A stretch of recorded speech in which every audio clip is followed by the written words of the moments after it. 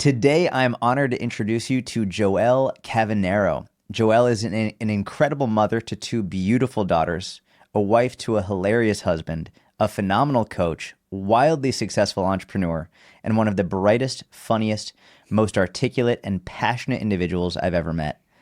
Joelle has been coaching and running numerous fitness businesses for over a decade and has helped tens of thousands of people get stronger, healthier, more confident, and improve their relationship with food and their body.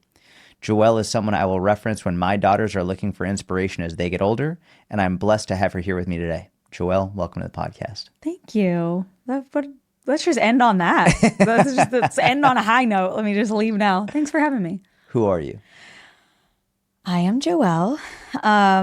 As Jordan alluded to, he said it much nicer than I would have, but I'm a mom, wife, New Yorker, raging New Yorker. And I've been working in the health and fitness industry for a while now. And it's something I love to do, love to help people manage their health in a sustainable way. And yeah, that's the cliff notes. What misconceptions do people have about you? Oh, you're really starting it off with a tough one. That's a really good question. I don't know. I'm going to give you a little bit of a cop out of an answer there because I don't know, because what other people think of me is none of my business. Is kind of how I feel. I do my best to show up as my authentic self. And if it's not for you, like, that's okay. So I don't know what your misconceptions are. Do you ever get bothered by people on social media, or do they ever bother you? Yeah, I would say a lot of what bothers me on social media is based on the experience that I've had in the health and fitness industry, with things becoming very polarizing or people having very extremist views about health and fitness or really about anything. So I would say that's something that bothers me. Okay, fair. Okay. What is something you used to believe but no longer do? Oh, is this specific to health and fitness? Anything, whatever you want it to be. I used to believe a lot of things about health and fitness, and I think I've matured over time with my own health and fitness journey, but I think there's also a lot of things I feel really, really differently about since becoming a parent. There are experiences that I have had that shaped a belief, and now as a mom, I see things really differently. One thing that has heavily shaped the way that, for instance, I raise my daughters is I went through a period of time in my own health and fitness journey where I was orthorexic. I had this kind of obsession with clean eating and over-exercising and had really, really extremist views on health and fitness. And I think a lot of people, when they get started in health and fitness, they go to the extreme, right? And somewhere, especially when I talk to other health and fitness professionals, we almost all ended up on a far end of the spectrum of health and fitness, an extreme end of the spectrum. And then we've now landed somewhere in the messy middle. And I'm really grateful to be in what I like to call the messy middle, because I think it's the best place to be, whether it's health and fitness or politics or anything else. The messy middle is where you want to live. And something specifically that came out of, for instance, my eating disorder journey was just how we talk about food in our house, how we talk about exercise in our house, how we talk about our bodies in our house. And I speak so differently now about food and exercise and your relationship with your body since becoming a mom than I ever did prior to that. So I would say that's something that I've really shifted my mindset on, especially because I'm raising little girls. So can you give some practical examples of what you used to speak like and what your verbiage was like or your attitude was like and how it's different now that you have two daughters, and what's some practical ways you do this? Yeah. So I think a solid example is, the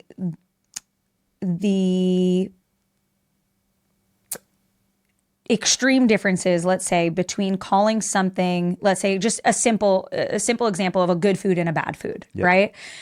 How long did we believe like that's good for me and therefore I am good if I eat it? And if I have that cookie, I am bad and I need to punish myself with exercise, or I need to earn that cookie with exercise.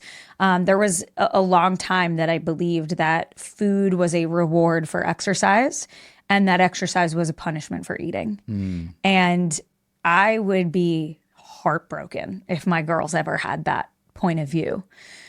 And so, for instance, in our house, we don't use good, bad language at all about behavior, about them. We don't say you're being bad if they made a mistake or something like that. And we certainly don't talk about that when it comes to food. My girls will never, ever hear me say, like, do I look fat in this dress? They will never hear me say, oh, mommy can't eat that, she's on a diet. Or mommy can't eat that, I don't want to be fat. And part of that, I think, is generational. Like, I think that we heard things a lot differently when we were kids. And those are things that I maybe used to say, or used to talk about food in that way, or used to talk about my body in that way.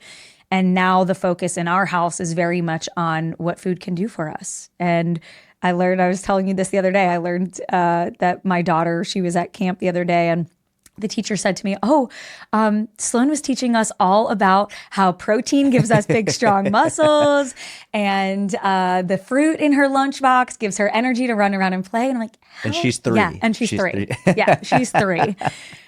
So it's really cool to see the understanding that they have, and that their understanding of food is, it gives me muscles, it gives me energy, and it helps keep my tummy full. And that's how we speak about food.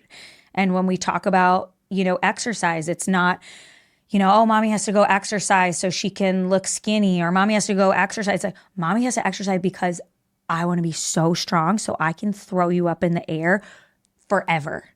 And she says to me the other day, mommy, one day I'll be so big that you won't be able to hold me. And I said, not on my watch. Mommy will never be weak enough that she can't hold you. I'm going to be 85 years old and still holding you, Sloan, because that's how, and ultimately that's how we talk about health and fitness. We talk about being strong. We talk about nourishing our bodies. We don't, talk about, you have to finish your broccoli if you want to eat a cookie. You don't have to earn your cookie. And I know that not everyone might, agree with the way that we do that. There's definitely a fine line between, okay, we want our kids to have healthy relationships with food. We also want them to eat fairly nutrient dense diets and not cookies 24/7. So we have some strategies around that. But I would say, it's, what's so interesting about having kids is they're just such a mirror. Mm-hmm. They hold up such an incredible mirror to your own habits and behaviors. And you pick up on real quick what your kids pick up on. And that's really cool and teaches you a lot along the way.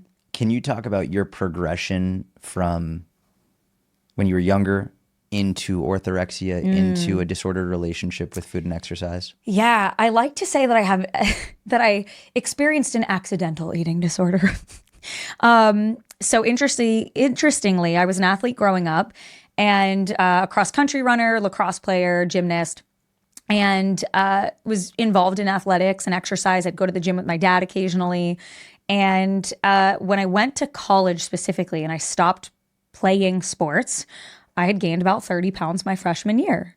They say freshman 15, I'm an overachiever. It's just what happened, okay? So I gained about 30 pounds my freshman year, and it really just hadn't occurred to me. Like, I just didn't really notice until I went home for summer and I put on my summer clothes and I was like, oh, my shorts don't fit. That's weird. I wonder if I've just gained so much muscle while I was away at college that my shorts don't fit. That was an actual thought of mine. And so it was like, oh, well, I guess when I think back, like, I haven't really been exercising as much as I did before I went to college, probably been eating a little bit more than I did, before I went to college. And so that summer, after my freshman year, I was like, all right, I'm going to start going to the gym more regularly again. And I'm going to start watching what I eat a little bit more. And that's how it started. It was really innocent. It was never this like, I hate my body, I want to be as skinny as possible. It was just like, oh, my shorts don't fit, let me start running again. And that's kind of how it started, and then got more involved in weightlifting and strength training. And then the pendulum swung. Pendulum swung a little too hard. Again, it's the overachiever in me. What happened? So, well, you take a 18, 19-year-old kid and you start Googling, for reference in terms of timeline, we're talking like 2011-ish. It's crazy we're getting to a point where Googling isn't as much of a thing anymore. Yeah. I was like on Google and Pinterest being like, how to get abs for summer. Like you take an 18 or 19-year-old kid and you start looking up that. And I'm not sure that I would have any more success now if I were to be 18, 19 years old and look that up. But at the time, everything fitness related was just, it was the big like paleo was around then and the Whole30 was around then and CrossFit. And you had all these like girls on Pinterest and the Pinterest abs and you're like pinning the girls and pinning the core workouts that you want to save for later. And I would see these lists of, you know, well, if you want to look like this and you want to have this muscle density and you want to have these abs, don't eat sugar, don't eat salt, don't eat carbs.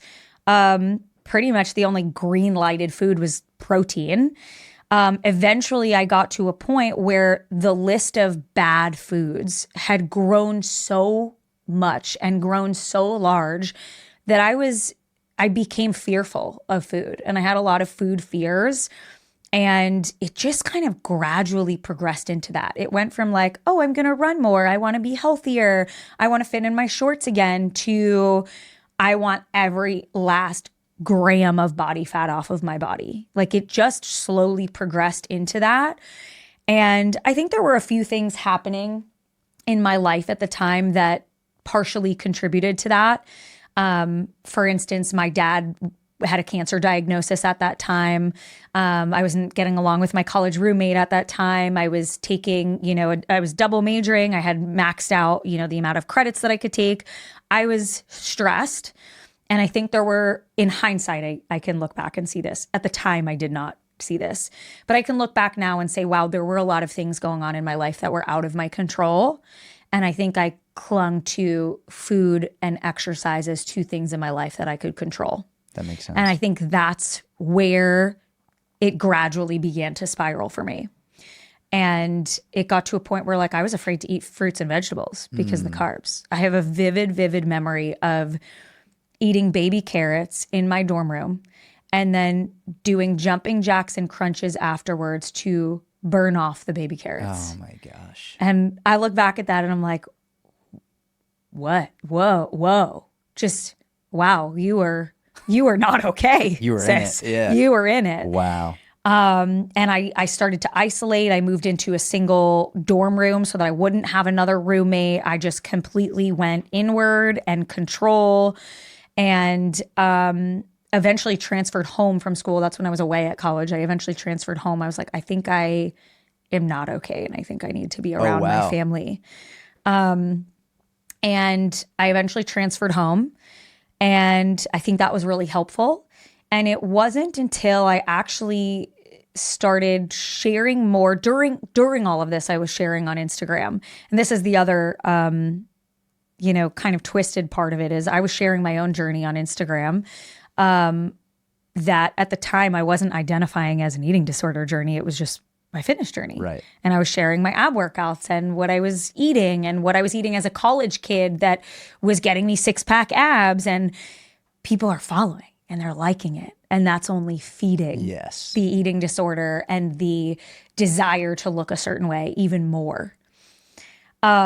So interestingly, there was a coach somewhere along the way who found me and was like, hey, I would love to coach you as like, and it's funny because Instagram is so different now and you hear about like sponsored athletes and stuff all the time. But this was a coaching company that reached out to me and they're like, can you be a sponsored athlete for our coaching company and we'll coach you? And I was like, hell yeah, I want to be ripped. Like I was still in it. And to his credit, he was the person who introduced me to macro tracking. Oh, okay. So people weren't really talking about macros yet at this time. It was just eat healthier, be low carb, eat clean, eat clean, train dirty. That was like that was a thing. Stupid there were slogan. T-shirts with that. Yes. And so he was the first person who like prescribed me macros and calories, and I was like, what do I do with this? What are these? Like I knew what carbs, fats, and protein were, but I was like, what do I even do with these numbers? Like, Right. oh, you have to download this app and you're going to track what you eat. And and I was like, well, what am I supposed to eat? You didn't even give me a meal plan. And he's like, oh, you could have whatever you want as long as it fits within those numbers for the day, right? Enter like the if it fits your macros era. Mm-hmm. And that was pivotal for me. And I know that that's not always a common recommendation for people who are suffering from an eating disorder. The general recommendation is not, oh, start tracking macros now and be an OCD lunatic about hitting numbers. But it completely shifted my relationship with food. Macro tracking was the thing that allowed me to say, wait a minute, I can't physiologically gain weight from eating a Pop-Tart if it fits in my macros. And that completely shifted how I viewed food in a positive way. I won't say that that was the end of it for me or the end of my disordered eating patterns. Those transformed over time, and there were times where I was really obsessive about macro tracking, but it did really shift my relationships with food, and that was pivotal for me. And it just kind of gradually for years, I shifted out of that, and still continued to, want to be lean or want to have a certain body fat level. And I eventually started working like with bodybuilding.com, and then I was doing photo shoots with them, and it was just this constant stop and go of dieting. And eventually I got married, and my husband and I started talking about like wanting to have kids soon. And we're getting into a whole other thing, but it's part of the process of coming out of this, the disordered eating behaviors. I went off birth control. I had a terrible, terrible experience coming off of hormonal birth control. I lost my periods completely. I'm sure years of dieting and eating disorders had something to do with that. And I was in a pickle, and I was really, really faced with coming to terms with the fact that what I viewed as health for so long actually put me in a position where I wasn't healthy at all. And I didn't have a menstrual cycle, and I had low bone density in my early 20s, like osteopenia in my early 20s. And I was like, I thought I was being healthy. I'm so confused. I have dedicated my life to health and fitness for the last few years, and I feel so betrayed. I feel so betrayed by my body. I don't have cycles. I'm going to doctor after doctor who is telling me, you have hypothalamic amenorrhea, you have PCOS, you'll need fertility treatments, you'll never get pregnant on your own. And I'm here like, I thought I was the healthiest person out there. I thought I was so healthy. And that was like a really big, wow, those years of dieting on and off for so long did not serve me. And that was another like pivotal moment in relationships with food, relationships with body image, relationships with exercise. And so I've really had quite a few different chapters of my health and fitness journey. And I'm truly, truly so grateful for all of them, because had I not experienced all of those different phases, I don't think that I would be able to show up today as the mom that I want to be for my girls, the wife that I want to be for my husband, and the coach and the business owner that I want to be for my team. So yeah, there was a lot of different chapters there, but it's interesting, just kind of, it was such a gradual process coming out of that eating disorder, to come back somewhere to your original question. Yeah. It was years. It was years of learning lessons that I had to learn.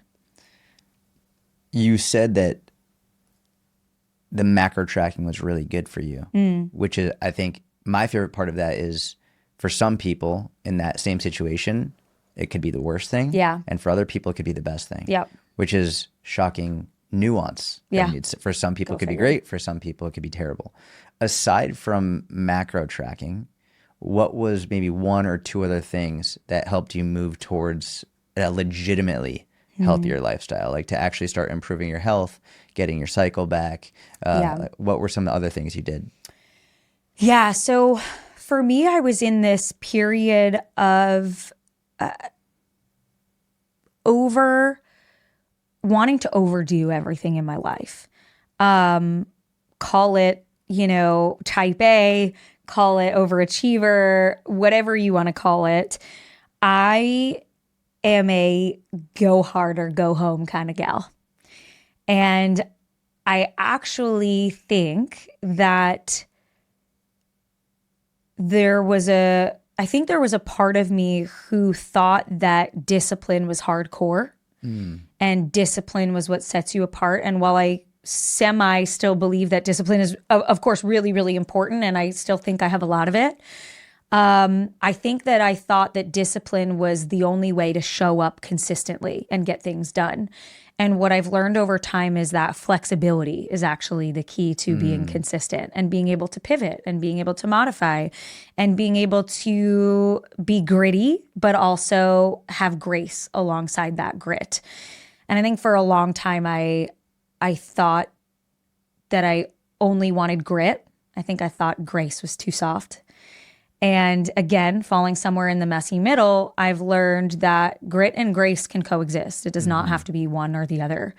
And so I like to give the example of grace is the compassion. It's the self-compassion that we need people to have for themselves, but grit is the follow through, right? So grace is saying, man, I was up with the baby all night. I wasn't able to get that morning workout in. I'm going to take that extra hour of sleep because it was just a rough night with the baby. Grit is, but I'm going to do this workout tonight when the baby goes to sleep, or I'm going to do this workout when the baby goes down for their first nap. The grit and the grace have to coexist.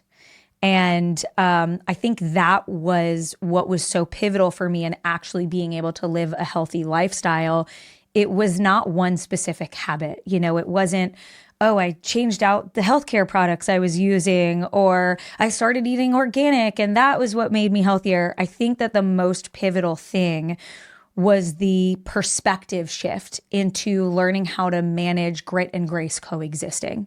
And I think that did more for my health overall than anything else. I love that. I also think, you're talking about discipline, and the ironic part is that for someone in that situation, and I was very similar, especially in college, it's actually the easiest thing in the world to work out and eat hard, to work out hard and eat well, because often it stems from a place of fear. Yes. Like you're scared of getting fat, you're scared of this. So it's like taking a rest day is actually like the hard part. Yep. Being able to say like, hey, I'm not going to work out today. I'm going to have this quote unquote bad food. That's a really difficult thing to do. Whereas on the complete other end of the spectrum, you have people who they're not working out at all. They're eating like shit all the time, and they never do that. So for them, the discipline is like, you've got to go. You've got to just do it. You've got to get it done. Whereas then for us, it's like, hey, take a rest day. And that's hard. Yeah. And then to go back even further, you were talking about you were getting all this positive feedback on social media. So then you start to wear it like a badge of honor. Yep. And then you start to think like, oh, everyone else just isn't disciplined. I'm disciplined. I'm doing what's right. And everyone else is just making excuses, when the right thing for you is actually taking time away. Yeah. And the right thing for someone else is getting their ass in the gym and doing it. And there's such an ego that comes along with that. Like I remember family members, when I transferred home from school, I remember my boyfriend, who's now my husband at the time, and my parents being like, you're too lean, you don't look okay, this isn't healthy. And I'm like, I have an 8-pack. You don't. You're going to tell me I'm not healthy? I'm just dedicated. You just don't have discipline like I do. Like there was this ego that came along with it that I'm like, man, someone should have slapped me silly. Dad, how did you not slap me across the face? It's really interesting to look back on.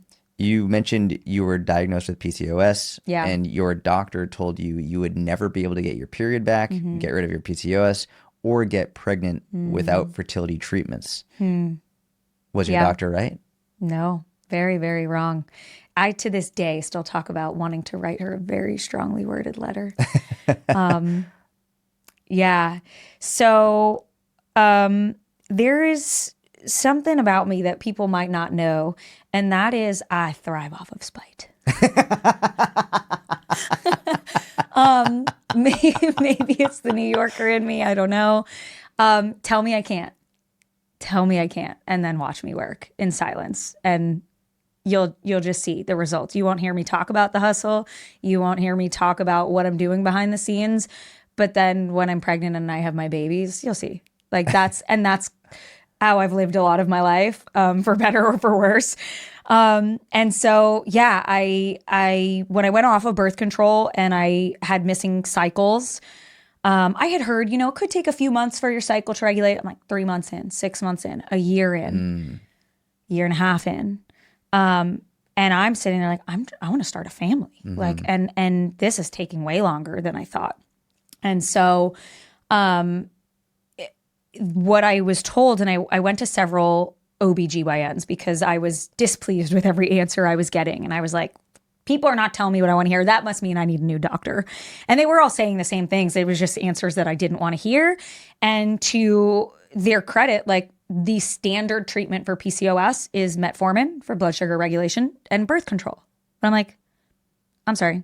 I just came off of birth control so I could get pregnant, but the treatment for PCOS and the symptoms that I'm experiencing, which at the time I was up about 30 pounds when I came off of birth control. And I really hadn't changed anything calorically. I'm tracking macros at the time. I'm exercising regularly and I'm gaining weight. I'm puffy. I'm swollen. I'm uncomfortable. My clothes aren't fitting. I'm anxious. I'm dealing with anxiousness and depression for the first time in my life. I'm like, something is not right. And so I go to the OB. They're running blood work. They're doing sonograms. You have PCOS. You kind of have this weird hybrid situation of PCOS and hypothalamic amenorrhea where you don't have a period at all. Usually with PCOS, you have some periods irregularly, but you have a lot of PCOS symptoms like high testosterone, really low estrogen and progesterone, et cetera, birth control, metformin. And I'm like, that's just unacceptable to me. And that if that is the route you have gone and you're listening to this, by all means, do what you got to do. For me, I was like 26 at the time, avid exerciser, eat well. And I'm like, metformin and birth control, like this just doesn't feel like that's going to serve me. And the biggest watch me moment of all of that was I had said to this one specific OB who was supposed to be, she came highly recommended as one of the best reproductive endocrinologists in New York City. So I had high hopes. And let's just say those expectations were not met. So I had really high hopes. And I said, look, I'm hearing that the standard treatment is birth control and metformin. I'm not really interested in those options. I don't think that makes sense for me given what I'm trying to do.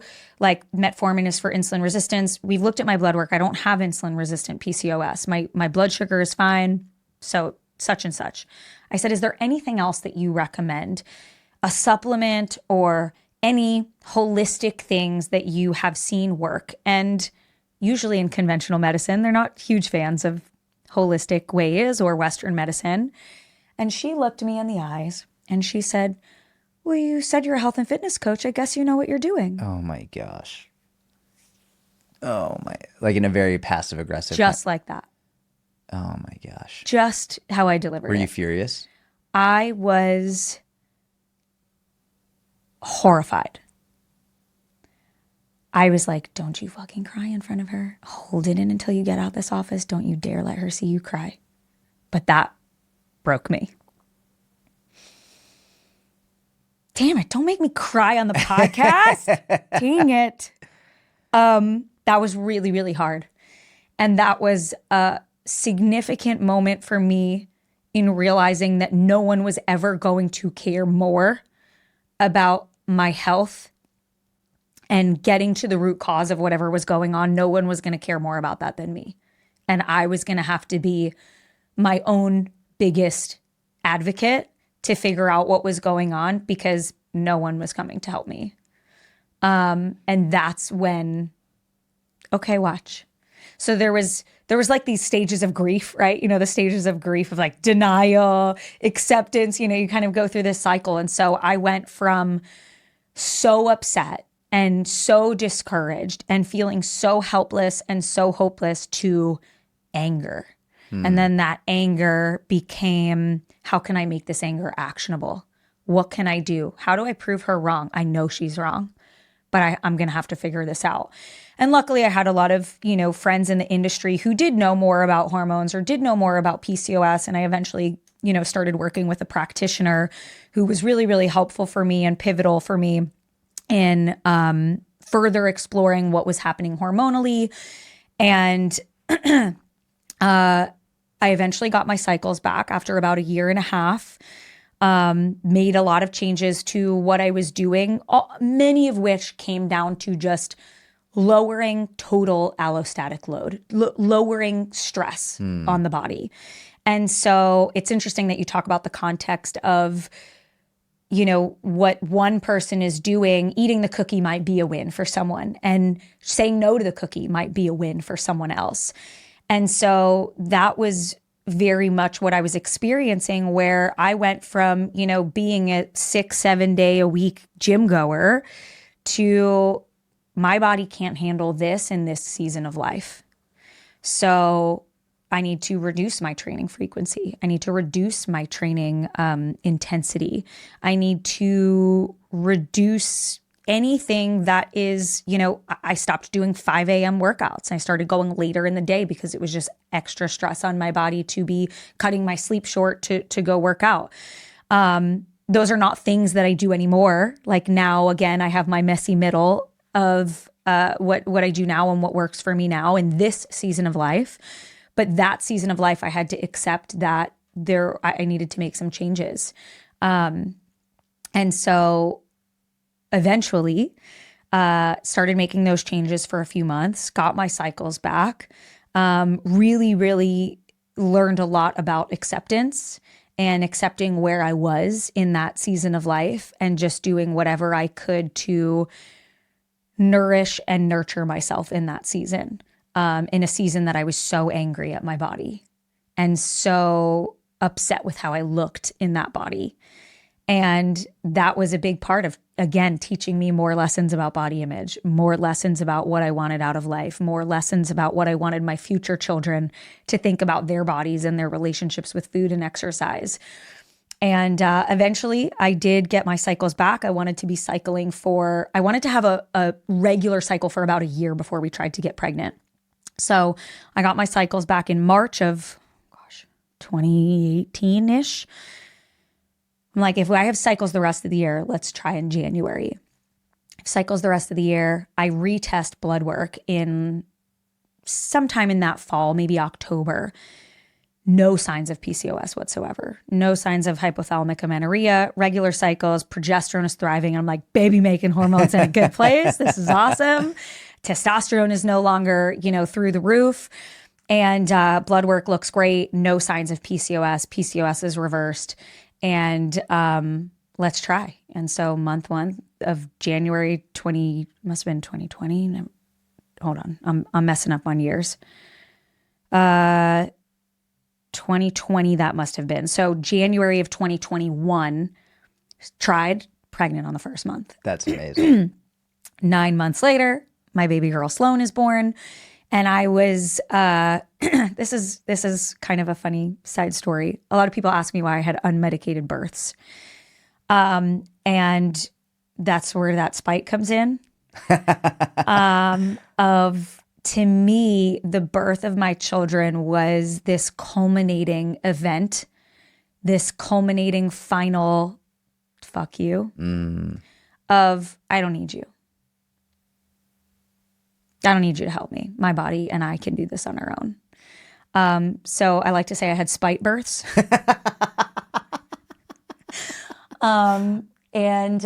Yeah, so I had Sloan. I had a hospital birth, a healthy birth, a good birth, less than stellar experience with just a hospital birth in general. It was not my favorite experience of like, oh, let's put you on Pitocin. Let's do this. Let's do this. And I was very like, can you just get out of my room and let me labor on my own and just kind of leave me be? So by time I got pregnant 9 months postpartum, 9 or 10 months postpartum with baby 2, I was like, I think I want to do a home birth. I think I just want to go full rogue, have a baby in the backyard. So I prepped for a while, for that whole pregnancy, learning as much as I could about, the risks or benefits of home birth. And I found a really great midwifery team, a really great doula team that I really felt confident that I could do this outside of a hospital setting. And Baruch Hashem, everything went great.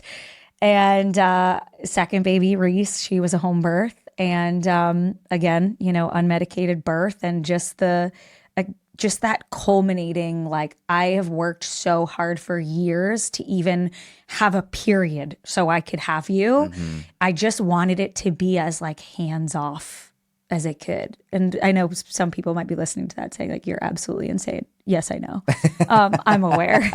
I'm aware. And in my head, it makes sense. In my head, it makes sense that that's how I wanted my births to be. Just this final, I could do this on my own.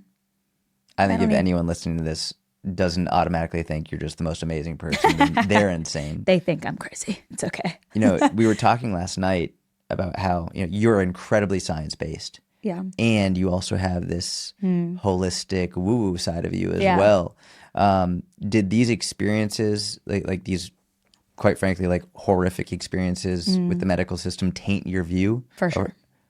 So how do you balance your science side with the holistic side, with your tainted view, while also understanding medicine can also be wonderful? How do you balance all this? Because I struggle with it. Yeah, it is something that I struggle with, and it's something that I find myself actively working on. I have found that I have really not had great experiences with conventional medicine when I have needed it in a non-emergency setting. I have found in emergencies, conventional medicine is incredible. If I break a leg, I'm not going to rub some essential oils on it. I'm going to go to the hospital, get an x-ray, get a cast, whatever it needs to be done. I've had my appendix taken out. My dad had cancer, and modern medicine, thank God has saved his life. I'm so grateful for our medical system in that regard. And I also think there's a lot of people who fall through the cracks for situations like mine, who, were the doctors wrong in saying, metformin and birth control? No, that's what they've been trained to do. That's what they've learned to say. That's what they've learned for symptom management. But I've learned a lot about conventional medicine being symptom management. Yes. And reactive symptom management. And it doesn't always fit what people need. And that's just the sad reality of it. But I think what I have learned to manage and what I have come to terms with is like, that's okay. That's okay. There are going to be things that happen that conventional medicine is really, really amazing for. And there's going to be other things in my life where I lean on other practitioners. I had some interesting symptoms coming up since I had my second baby. I think just 4 years of back-to-back pregnancy and breastfeeding just has depleted me nutrient-wise in a lot of ways. And so I ran some regular, blood work labs. Those all look fine. So I reached out to the practitioner, Taylor, who I worked with when I previously had all of these kind of like gut and hormone symptoms. And I'm like, can you call me in a hair tissue mineral analysis, which is a hair sample? And she called this in, and she's like, we get the lab work back, and she's like, you're deficient in this, you're deficient in this, you're deficient in this. Let's start working on this, this, and this. And that's a prime example. Like, I went and did the labs. I went and did the blood labs. Everything looked fine, but I'm objective enough to be able to say, I know they look fine on paper. I don't feel fine. So I'm going to further explore this. And then that's when I kind of say, okay, well, who's someone in the more holistic, integrative nutrition realm that I really trust? And for me, that person is Taylor. And so now I'm working with her on some stuff on the side. And I've just learned that conventional medicine and the more holistic ways they can coexist in a sense, if you know how to use them properly. I think that's wonderful. It's something that I definitely struggle with as well. But as you know, things have gotten so divisive just in general. Yeah. And what I'm seeing is it's either you trust conventional medicine, or you trust holistic, and very few people have articulated it in the way that you just did, which is like, you could use both. Yeah. They're both wonderful. Yeah. And maybe putting all of your eggs in one basket, and either one might not be the best way. Maybe try and use both. But it's what I think would be the most difficult is I wouldn't have even thought to ask for a tissue, hair tissue Yeah. like I mean, I HTMA. don't even know if I could, but I don't know. Does chest hair work? I have no idea. But I do think they take other hair samples Okay. that are not from the chest. I actually vaguely remember reading that you can give, I'm pretty sure, a pubic hair sample. Really?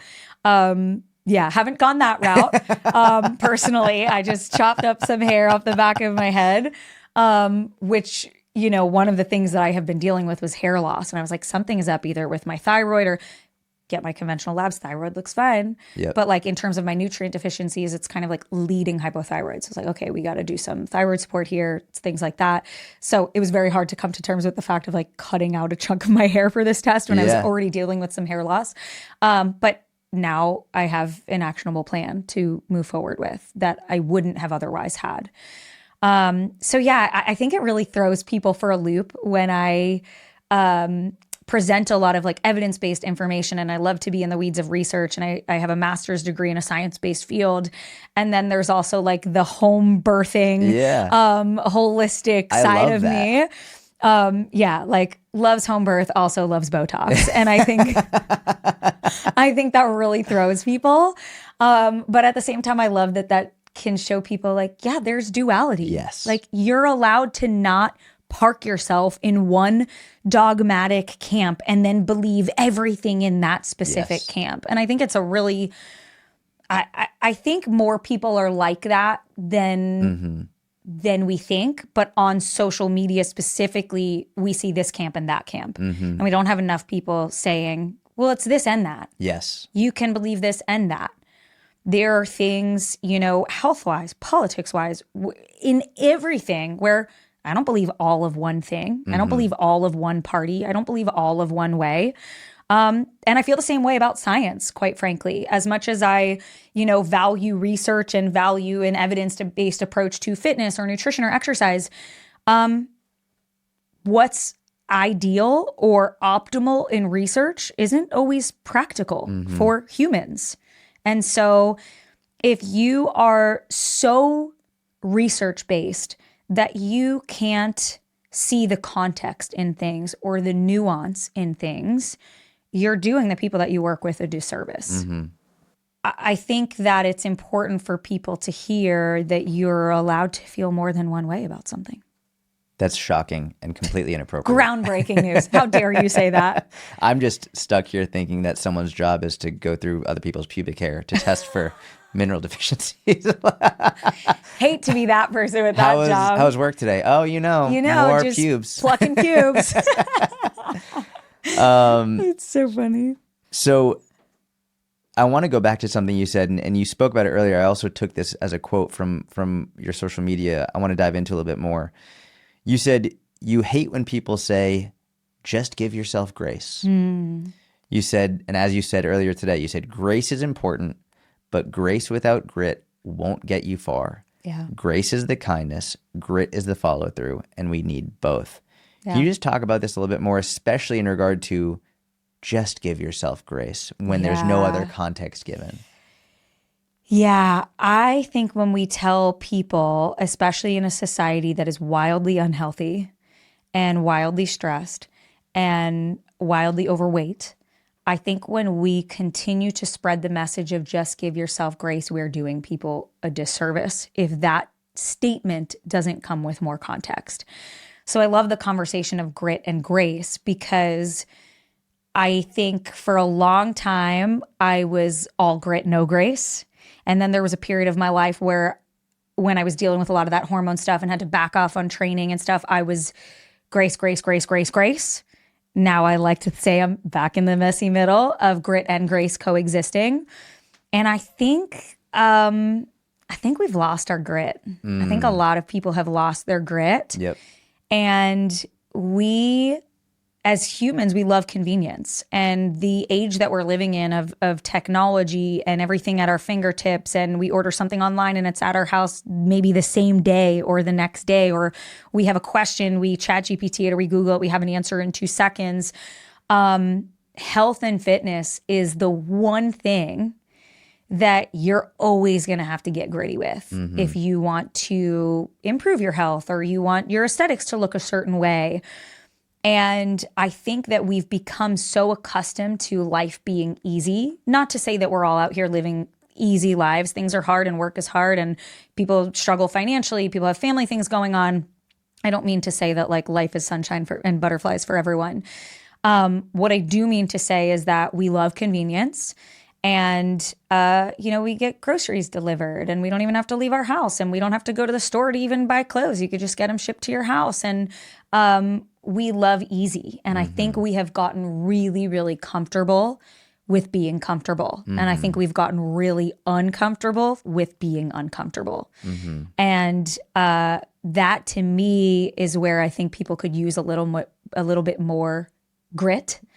And I don't mean it in like a hustle culture kind of way of like the grind never stops. And like, if you don't get up at 5 a.m., you just don't have discipline. I don't mean it like that. I mean, you have to show up and do the hard thing. Yeah. Life is hard and parenting is hard and working is hard and being a full-time working parent is hard. And I have this mantra, do it tired. And a lot of my followers know I have this do it tired mantra. I have hats that say do it tired.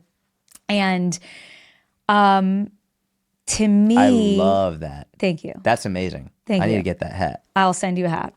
To me, that just solidifies this grit and grace argument of saying to people, you can do hard things and you can also do hard things when you're tired. You go to work tired, you brush your teeth tired. We do things tired all the time. But we think that we can't do hard things when we're tired. I parent my kids tired. I show up as a wife tired. I show up to my business meetings tired. And I show up to the gym tired because that is the season of life that I am in with 2 toddlers and running multiple businesses. And so I like to encourage grit in that type of way. Like, I know you're tired. You can do it though. You can still do it. And that doesn't mean that grace can't coexist. It just means grace is the kindness, grit is the follow through, right? So do it tired. Tired is okay. Maybe if I'm doing it tired, I'm not doing a balls to the wall workout, but I'm still going to show up. I'm going to at least walk on the treadmill, or am I at least going to do, 3 different exercises instead of my full 5 or 6 different exercises. That's grit and grace coexisting in the same moment. So, I love grace. I'm all for the self-compassion and the kindness that we need to show ourselves, especially as moms, because I think it's something moms struggle with a lot. They're trying to take care of everyone and everything else. But when we tell moms specifically, the babies are young, don't worry about yourself right now. You'll have time to work on your body. You'll have time to work on your health in the future when they're older, when they're bigger. Is that helpful? No. Is it helpful to tell people just wait? Wait to work on yourself. Life is busy right now. I know it is busy right now. And I know it is hard right now. And also, if you want to show up as the best mom, wife, whatever it is for your family, your kids, your coworkers, your employees, whatever, you're going to have to take care of yourself because you can't pour from an empty cup. You're going to have to take care of yourself if you want to pour into other people and other things around you. And so I just think that when we tell people to have grace without telling them that they also have to follow through with that grittiness, I just think we're not doing them any favors. I think it's one of the most genius things, and it's so simple too, but it's one of the most genius things someone said on the podcast. Just do it tired. Yeah, it's a great mantra. Do it tired. It just gives permission. It gives people permission to just show up. Yes. Just show up. Doesn't have to be perfect, but show up. One of the best parts about that too is some of my best workouts were workouts that I thought were going to be shit because I was so exhausted. Didn't want to do. And then you go there and you do a little warm up, you get going, and all of a sudden you're like, all right, let's hit it. And then you hit a personal record. Yeah. And other times, some of my shittiest workouts were when I felt amazing. I go in the gym, I feel great. I'm like, all right, this is going to be awesome. And it's like the worst workout ever. Yeah. But so you just never know. And there's a phrase like, sometimes how you feel is a lie. You just got to go anyway. Yeah, that's true. You also I was going to talk about how you said, just wait until your baby's on a schedule. And you said, your quote, I have to read the quote. You said, telling moms to just wait until your baby's on a schedule. Then you can focus on yourself is bad advice. You said, it sounds nice, but most moms don't wake up one day with 3 hours of free time and a meal prepped fridge. Yeah. If you keep waiting for the right time, it might be 18 years from now. Yeah. Yeah. Yeah. It's Like, just not helpful. what are you waiting for? It's not helpful. And having experienced postpartum twice and knowing how hard especially those like early postpartum weeks are, right? Even, as a husband, and I'm sure seeing your wife go through it. You were so close to saying her name. Yes, right there. I was. And I know you caught that. I was so close to saying her name. And I was like, wait a minute. He doesn't say names. Nini. Nini. That was so funny. I'm so glad I caught that. In my head, I was like, we're going to have to bleep this out. Yep. Nope. I will say my own kids' names. Won't say Jordan's kids. It won't say Jordan's wife. Yeah, I'm sure you know how crazy those first few weeks are. And I can empathize with how hard those first few weeks are. I've been in it. And also the most grounding thing that I have ever done was take care of myself during those first few weeks, which is hard. It is really, really hard. But I found myself going clinically insane without some time for myself, whether it was just a walk by myself and being able to say to my husband, I just need to go sit outside for 5 minutes and not hear any crying, anything. Or I'm going to go into the basement gym, or I'm going to go to the gym and I just need to move. I just need to move my body. Or I just need to sit down and eat a nourishing meal. And I struggled a lot more with it in my first postpartum experience. When you have your first baby, you're both like, what do we do? What do we do? We don't know what's happening. We don't know what to do. And when I was pregnant with baby 2, I said to my husband, I just need you to take care of me postpartum. This go around. Like last time we tried to just both take care of the baby and like split the diaper changes and do everything together, do the bath time together. I'm like, I just need you to take care of me. I got the baby. Like you can't breastfeed the baby. I'm exclusively breastfeeding. I don't really need to like wake you up in the middle of the night. Like I'm going to go feed her. You don't need to be up. You get the sleep. Diaper changes are not what stresses out a mom. Like It takes 4 seconds. It's not a big deal. I really don't need help with the baby. Obviously you're a great dad and my husband is a great dad and you help in the ways that you can, but like, I don't need you to take care of the baby. I got her. I need you to take care of me. I need you to fill my water when it's empty. I need you to put a meal, like just cook a meal and put it down next to me. Cause if it's there, I'll eat it, but I know I'm not going to get up and cook it for myself when I'm in the trenches. And so that was something I learned early on was like, hey, this is what's going to need to be second about this second time. And so I think there's certainly something to having a support circle and a really great spouse to support you through that. But that was me being able to take care of myself. That was part of me being able to take care of myself was being able to communicate, I need you to help me take care of me because I know I will put myself on the back burner at the expense of everyone else because I just know that about me and I can't do that again. I did that baby 1 and I didn't feel good and it didn't end well. And now I'm going to do things differently. I think what you just explained so articulately, and this is what I mean when I introed you as one of the most articulate people. Like you're so well spoken and your thoughts are incredible. People often ask for relationship advice, and people always say communication, and I don't think people really comprehend what that means. But what you just explained is the prime example of, oh no, we're going to communicate, and it's like you were very clear. Like this is what I need. Yeah, which is I need you to take care of me. Yeah, and I mean it's like. The baby needs you. Right. The baby doesn't need the dad. Right. Which like you and your useless nipples. Useless nipples. I don't know why we have them, but it's like at least I'm sure your husband like acutely aware. Yeah. They don't need us at that stage. Right. They need you. Right. And so for us to like give it, and this isn't even like people talk about 50-50. This isn't a 50-50 thing. This is a 100-100. Like you're giving 100 to that baby and he's giving 100 to you. Yeah. Like it's not a split thing. It's like whatever we can do to support you through this. I think knowingly or not, you just gave the best advice for men who have wives, girlfriends, whomever who are pregnant, expecting, like give your all to her so she can give her all to the baby. Yeah. I think I learned very early on in our first postpartum experience that anything that I did not communicate fostered into resentment. If I didn't say it, if I didn't speak it, if we didn't talk about it, it just festered inside of me and I would become really resentful. And the inner superwoman in me is like, I don't need your help. I don't need your help. And it got to a point in our first postpartum experience where he'd be like, oh, do you want me to do that? No, I got it. Do you want me to do that? No, I got it. Do you want me to do that? No, I got it. And I'm saying, no, I got it. But then I'm annoyed that I'm doing it. And I'm like, what is wrong with you?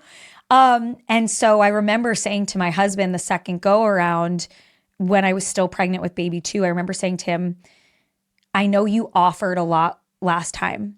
And I would say no all the time. He would say, yeah, and then I'd stop offering because you always said no. And I said, do me a favor this time, don't stop offering. Because one day I'm going to say, yeah, can you please help? And I will need you for that diaper change because I just need a minute. Or I do need you to give the baby a bottle because I need to go outside and take a breather. Or whatever that is, just keep asking me. Please keep asking me. And it was so much better the second time. I love that. Partly because we were more seasoned, but partly because we became master communicators. Like you think you're a great team with your spouse and then you have kids and you're like, oh shit. whoa, we really need to learn how to be communicators now. Yeah. Master communicators now. Yeah. What do you think about the 6-week rule for women after having a baby? I think from a medical standpoint, like if we're talking about the actual birth, right? And the process of you deliver your baby, then you deliver your placenta, there is a dinner plate sized wound inside of your uterus from where the placenta detached. Medically, that's where that 6-week rule comes from, that it's going to take roughly 6 weeks for that wound inside your uterus to heal. And it's weird because you don't necessarily feel the pain of that wound inside your uterus. You don't feel that. You're not really having uterine pain or anything like that. So it's easy to forget that that's there. I understand the reason that medically they encourage women to wait for that 6-week clearance. I also think, again, duality, that telling people to do nothing for 6 weeks does them a disservice. There is power in moving your body. There is healing in movement. There is breath work, core work, breath, core, pelvic floor connection work, and light movement that can absolutely be done within days postpartum. I'm not talking about going into a gym and throwing a barbell on your back 3 days postpartum, but I'm talking about getting down on a mat and doing some breath work and going for a walk when you can. And maybe that's with or without the baby. Maybe you're pushing a stroller if you can, if you're feeling up to it. And everyone's postpartum experience is so individual. You know, if you had a C-section, if you had a traumatic birth, there's a lot of nuance and context here. So I don't love a blanket statement for anyone. And so the 6-week rule, 6 weeks might be when someone didn't feel good enough to start moving their body until then. But there are other people who feel good to go after 2 weeks. And they're like, I'm supposed to just sit around the next 4 weeks and not do anything for my health. And I think that when we hear the 6-week rule, we equate that with just don't worry about anything else for the first 6 weeks. Don't worry about moving. Don't worry about your eating, like your breastfeeding. Don't worry about it. Have what you want. You don't need to take care of yourself these first 6 weeks. Just worry about the baby. And I don't think that's a helpful message.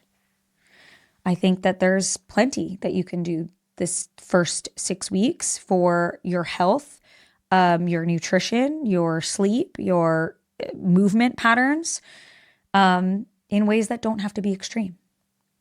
What is the biggest misconception about workouts during pregnancy? Oh, there's so many. Don't get your heart rate up over a certain number. Don't let your heart rate over 140 beats per minute. Don't lift anything over 40 pounds. Exercise is going to steal nutrients from the baby. Dear Lord, that's one? Oh, that's one. Mm-hmm. I had a doctor tell me that. Oh my God. I've had really bad. You're going to be like, what are these doctors in New York telling you? Yeah, I had an appointment once where I don't know if your wife had this, like you go for maybe an anatomy scan, like that bigger Yep. ultrasound where they're like measuring every toe and everything of the baby. And I went for my standard anatomy scan, and she was just kind of chatting with me. So this is like the high risk doctor. I didn't have high risk pregnancies, but it's a high risk doctor doing these scans and checking everything. And she was like, "Oh, tell me about yourself. Do you exercise? Do you blah, blah, blah?" And I was like, "Oh yeah, I do exercise." And she was like, "How much exercise are you doing?" I said, "Oh, I lift weights 4 times a week. I do cardio a few days a week." She says, "Well, how much weight are you lifting?" I'm like, And what lifts? "For what lift?" Literally. Like only someone who asks, someone who asks that question just doesn't work out because you're like, "For what?" Like a bicep curl or a deadlift? So she was like, "I don't know, just any exercise." And I'm like, this already tells me you know nothing about exercise and pregnancy. Yeah. So I said, "Okay, well, a deadlift." And she's like, "Okay, how much weight do you lift for a deadlift?" And I'm like, I just like stuttered at her for a minute because I was like, I know where you're going to go with this, but like, why? This is going to be not fun. I wish for you said like 500 pounds. So to prove a point, I did say, usually I'm deadlifting these days at, however pregnant I was, maybe 200 pounds. She said, "Oh, that's way too much." And I said, "Okay, let me ask you something. If before pregnancy, I was doing 400-pound deadlifts and now I'm working at 50% of my capacity, do you still think that's too much?" And she smiled and she knew where I was going. And she was like, "I see what you did there." And I'm like, okay, do you understand? Like trying to say there's an arbitrary number that you should not surpass isn't helpful because you don't know what my normal is in the first place. Mm-hmm. And I'm really good at auto regulation. I'm really good at being able to go into the gym and say, if I feel good, I'm going to push it today. And if I don't feel great or my hips are hurting or whatever's happening during pregnancy, whatever fun new symptom is coming up, I'm going to modify and adjust if I need to. And she said, "Well, evidence says that you shouldn't lift over 40 pounds. And I'm like, I know the paper you're talking about. It's about manual labor and women in the workforce who were, it's something like, don't quote me on this because I haven't read it in a long time, but it was whatever the research was that she was trying to quote was something about women who were working manual labor who didn't lift more than 40 pounds had no pregnancy complications." And I was like, that doesn't prove anything about me weightlifting in the gym. And I'm so grateful because we're seeing so much more pregnancy data come out now. I just saw something last week, or maybe 2 weeks ago, come out about a study just further proving that exercise is healthy for mom and baby. And for so long, we didn't have a lot of great data because we're conscious of studying pregnant women for obvious reasons, for ethical reasons, conscious of studying, how a pregnant mother responds to X, Y, or Z, or how a breastfeeding mother responds to X, Y, or Z, or how a newborn responds to X, Y, or Z. But we are really starting to see a lot more of that research come out. And I'm so grateful because my hope is that some of these myths begin to die and that women are not afraid to exercise during pregnancy.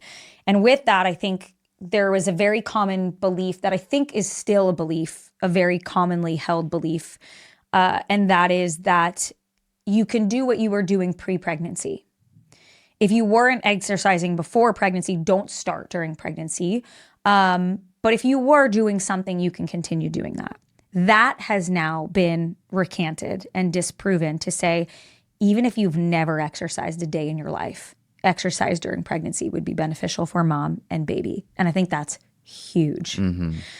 Obviously, gradual, like we want to take a gradual approach, whether you're pregnant or not. If you're brand new to exercise, you're going to need to take a gradual approach. I wouldn't recommend that you hit the ground running with 5 days a week of lifting. Like, let's start slow.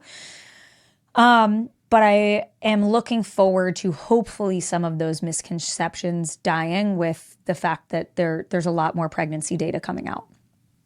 That was super helpful. Good. That was super helpful. You said, and I quote here, Oh, no. you said, when I pack my 3-year-old daughter's lunch for school, I make sure it's free range, organic, non-GMO, triple washed, grass-fed, pesticide-free, dye-free, gluten-free, dairy-free, and nut-free. And then you said, just kidding, I was like, with please. a big shit-eating grin on your face. Can you talk about that? Yeah. I just, I don't care if you eat organic. I don't care if you eat grass-fed meat. I care if you're eating fruits and vegetables. I care if you are getting some protein in. I care if you're eating enough to nourish your body. And those are the same principles that I follow with my kids. So when I pack a lunchbox for my kid to go to preschool or camp, I make sure there's some protein in there. I make sure there's some fruits and vegetables in there. I make sure there's some carbs in there. She'll now help me pack her lunch. I'll be like, what do you want for protein today?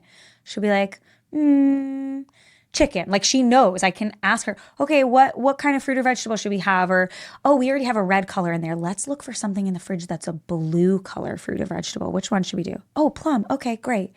Purple, but whatever. So yeah, I think there's a lot of things that I like to say I don't care about. Like, I have this little series on Instagram called like 5 things I don't care if you do as an exercise physiologist. I don't care if you don't have the perfect morning routine. I don't care if you eat organic. I don't care if your meat is grass-fed or not. I don't care if you like group fitness classes as your means of exercise. Because I think, again, it comes back to this extremism in health and fitness where, oh, you don't eat organic? Well, then, like, I guess you just want your vegetables to poison you. Like, no, actually, the research that we do have on fruits and vegetables being really, really beneficial for us, all of the research, massive bodies of data that we have on health, on fruits and vegetables being health enhancing, those are on conventional fruits and vegetables. They're not specifically studying pesticide-free or organic fruits and vegetables. The large body of evidence on fruit and vegetable intake and benefits is on conventional fruits and vegetables. If you have the budget for organic and it makes you feel better, great, cool, do that. Love that for you. I don't care. It's simple as that. I think if we make health and fitness sound so exclusive, we just deter them even more. Mm-hmm. Oh, you're eating fruits and vegetables, but you're not doing it right. Mm-hmm. Oh, you're buying protein, you're not doing it right. That's not helpful for people. You're doing them a disservice. And so I think when we get really, really extreme with our health and fitness theories, concepts, tendencies, the barrier to entry already feels really, really high for people to get started. They already don't know where to start. They already don't know what to buy. They already don't know what they are or aren't doing wrong. And then they're scrolling social media and someone's telling them, oh, it doesn't matter if your food's organic. And then they scroll to the next video. If you're not buying organic, you're going to give your kids cancer. Okay, scroll to the next video. Group fitness classes suck and they're not going to help you see progress. And you scroll to the next video like Orange Theory is a great blah, blah, blah. Like, it's really confusing out there for consumers these days. And I really, really feel for them. Because they're getting a lot of really conflicting messages. And I just think that part of the problem of social media is that to get views these days, health professionals and fitness influencers in some cases feel like they have to say something polarizing to get the engagement that they want to say. Mm-hmm. And as other fitness professionals, we can look at that and say, we know why you posted that. I know what you did there. But the average person doesn't understand that. Mm-hmm. The average person's like, oh, wow. Okay, yeah, they're wearing those orange glasses. That must mean they know what they're talking about. I should listen to them and only buy organic or go carnivore. And buy orange glasses. And buy orange glasses that look like that. Or maybe wear a stethoscope around my neck to sound like I know what I'm talking about. Yeah, I feel for people. I think they're really confused and they don't know where to turn. And I'm grateful for content like yours and, you know, a few other people in our inner circle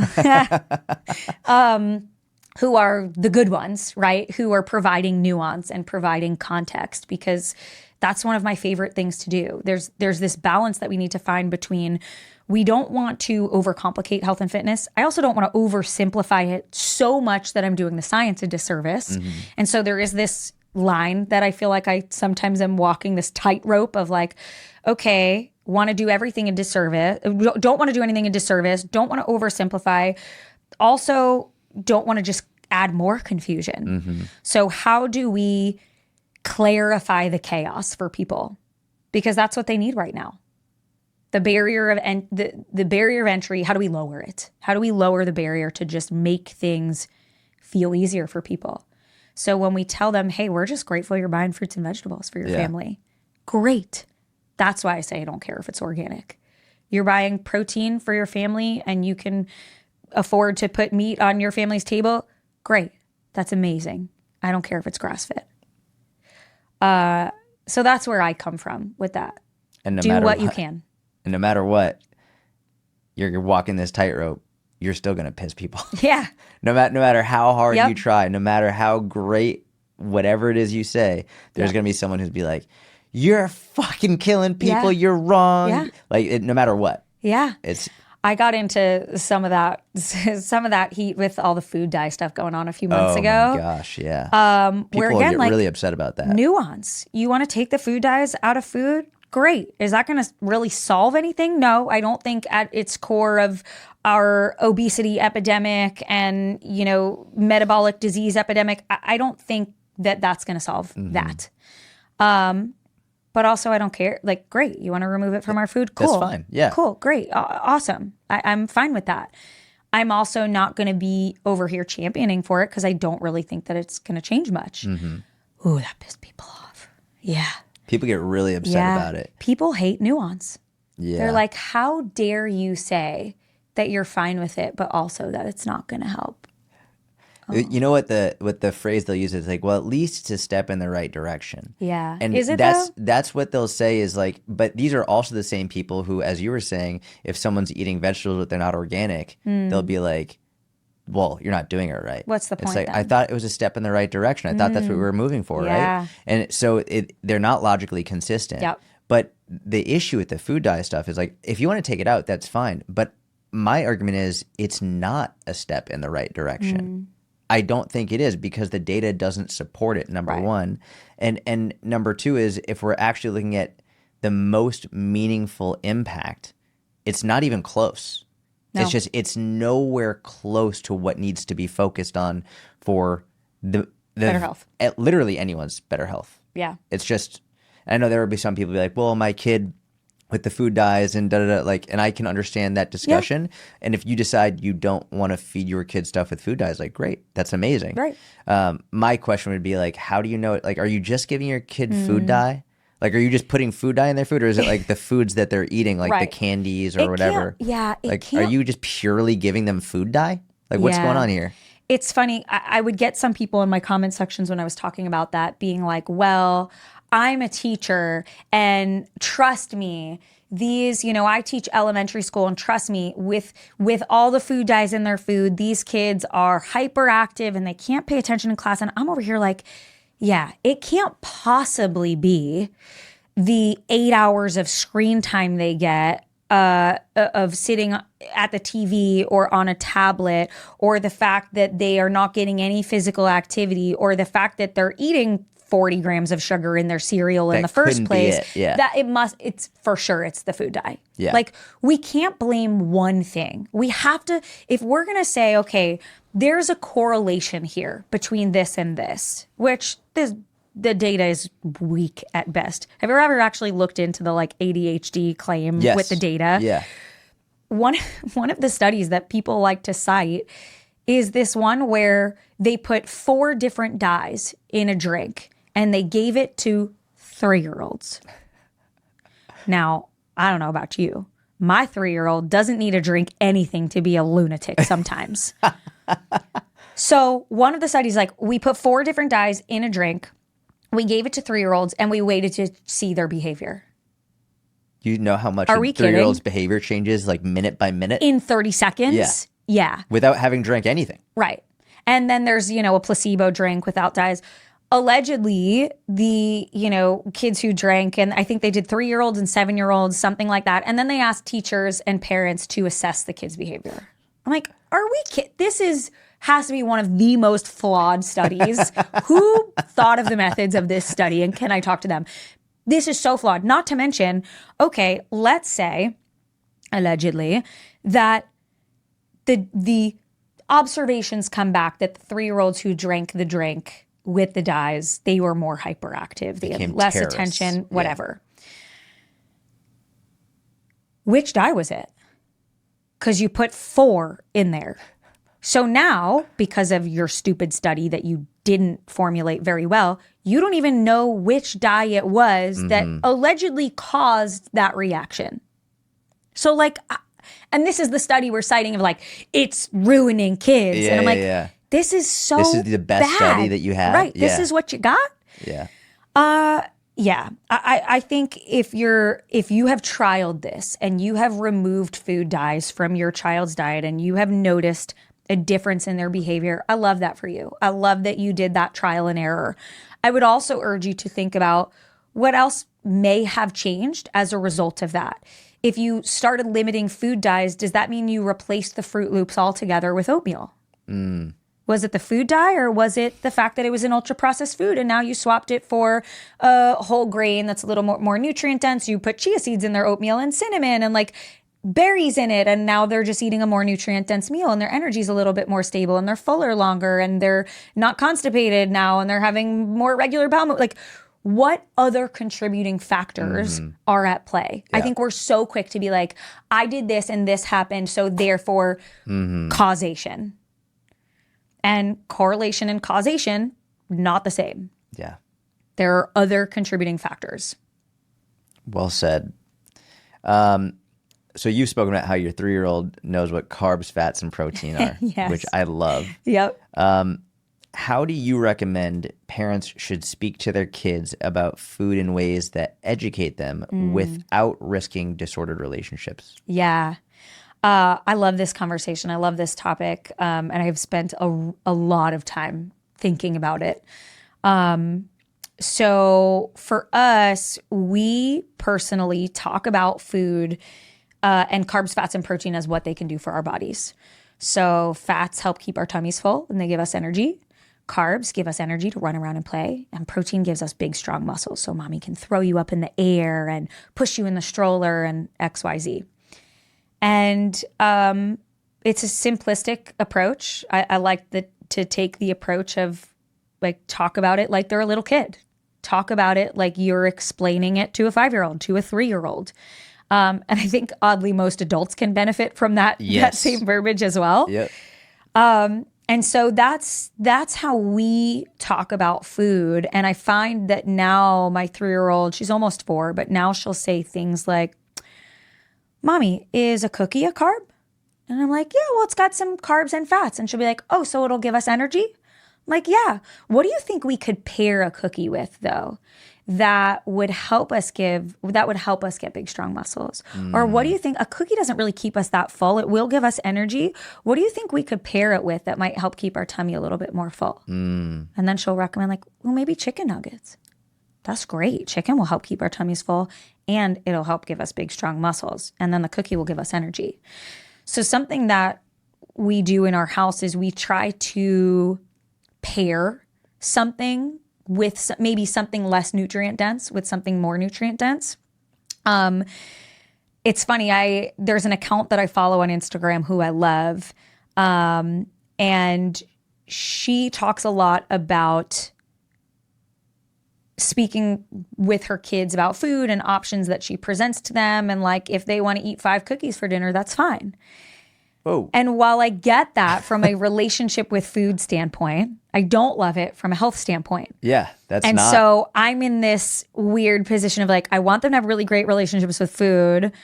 I don't want them to think a cookie is bad, but I also want them to understand that we need to have more nutrient density in a meal than 5 cookies. Yeah. So where's the middle ground? I don't think that is good for a relationship with food, by the way. In what world is that a good relationship with food? Just because you're not scared of it doesn't mean that you have a good relationship with it. Right. Like imagine like that idea in any relationship, like I'm not scared of my husband, but like I don't really like spending time with him. That's not a good relation. Just Right. a lack of fear Yeah. doesn't denote a good relationship. Yes. Yeah. Yeah. Yeah. You don't want one at the expense of the other. Yes. So that's something that I think a lot about. And so in our situation, you know, something that we do is if we want a cookie or they want ice cream or they want some kind of sweet whatever, we actually serve it with dinner. I love that. Because I don't love the you have to finish your plate first. You have to be a member of the clean plate club. That was something in my house. You got to be a member of the clean plate club. You can't have that. You can't have the ice cream until you finish this. And I get why parents do that, and it's easy and it does help them finish their food because they're incentivized to earn that ice cream. But as soon as you start having to earn food, it gives me the heebie-jeebies from a past eating disorder standpoint. So I'm really conscious of that. So if what the do girls, you do if and I'm sorry to interrupt, but Yeah, no. what do you do if you serve it with dinner, eats the cookie, doesn't have any protein, doesn't have anything else? How do you can I handle tell you that never happens? that? Really? Yeah. Why do you think that is? Because there's no pressure. The cookie's not special. Interesting. The cookie, when it's served with everything else, it's just another thing on the plate. So she'll have a bite of cookie. She'll have a few bites of chicken. She'll come back, take a bite of the cookie, 2 bites of the cookie. She'll go back to her broccoli. Wow, cookie broccoli is an amazing and then combo. she might leave half the cookie on the plate Yeah. because it's not that special. And you always have access to it. You want a cookie with dinner? Okay. Cool. And We're do not you- going to do have a you cookie maybe at every meal. You want one breakfast, lunch, and dinner. I might say, no, we'll have that later. That's not on the menu right now. And do you encourage the protein or do you encourage Yes. okay. Yeah, I do. I will always serve typically a protein, a fruit, a vegetable, a carb of some sort. And like they eat how we eat. Like they eat salmon, they eat chicken, they eat broccoli, they eat vegetables. And also they'll sometimes have ice cream with their dinner or a cookie with their dinner.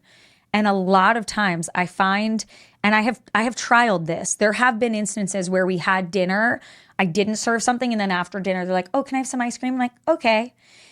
And I find that they will finish that if it's dessert after dinner, but when it's served with dinner, I find they don't even finish it, Interesting. which is so interesting to me. That's actually super intriguing. I wouldn't have thought about that, but I Yeah. like that. I'm going to have to test that here. Try it out. That's very cool.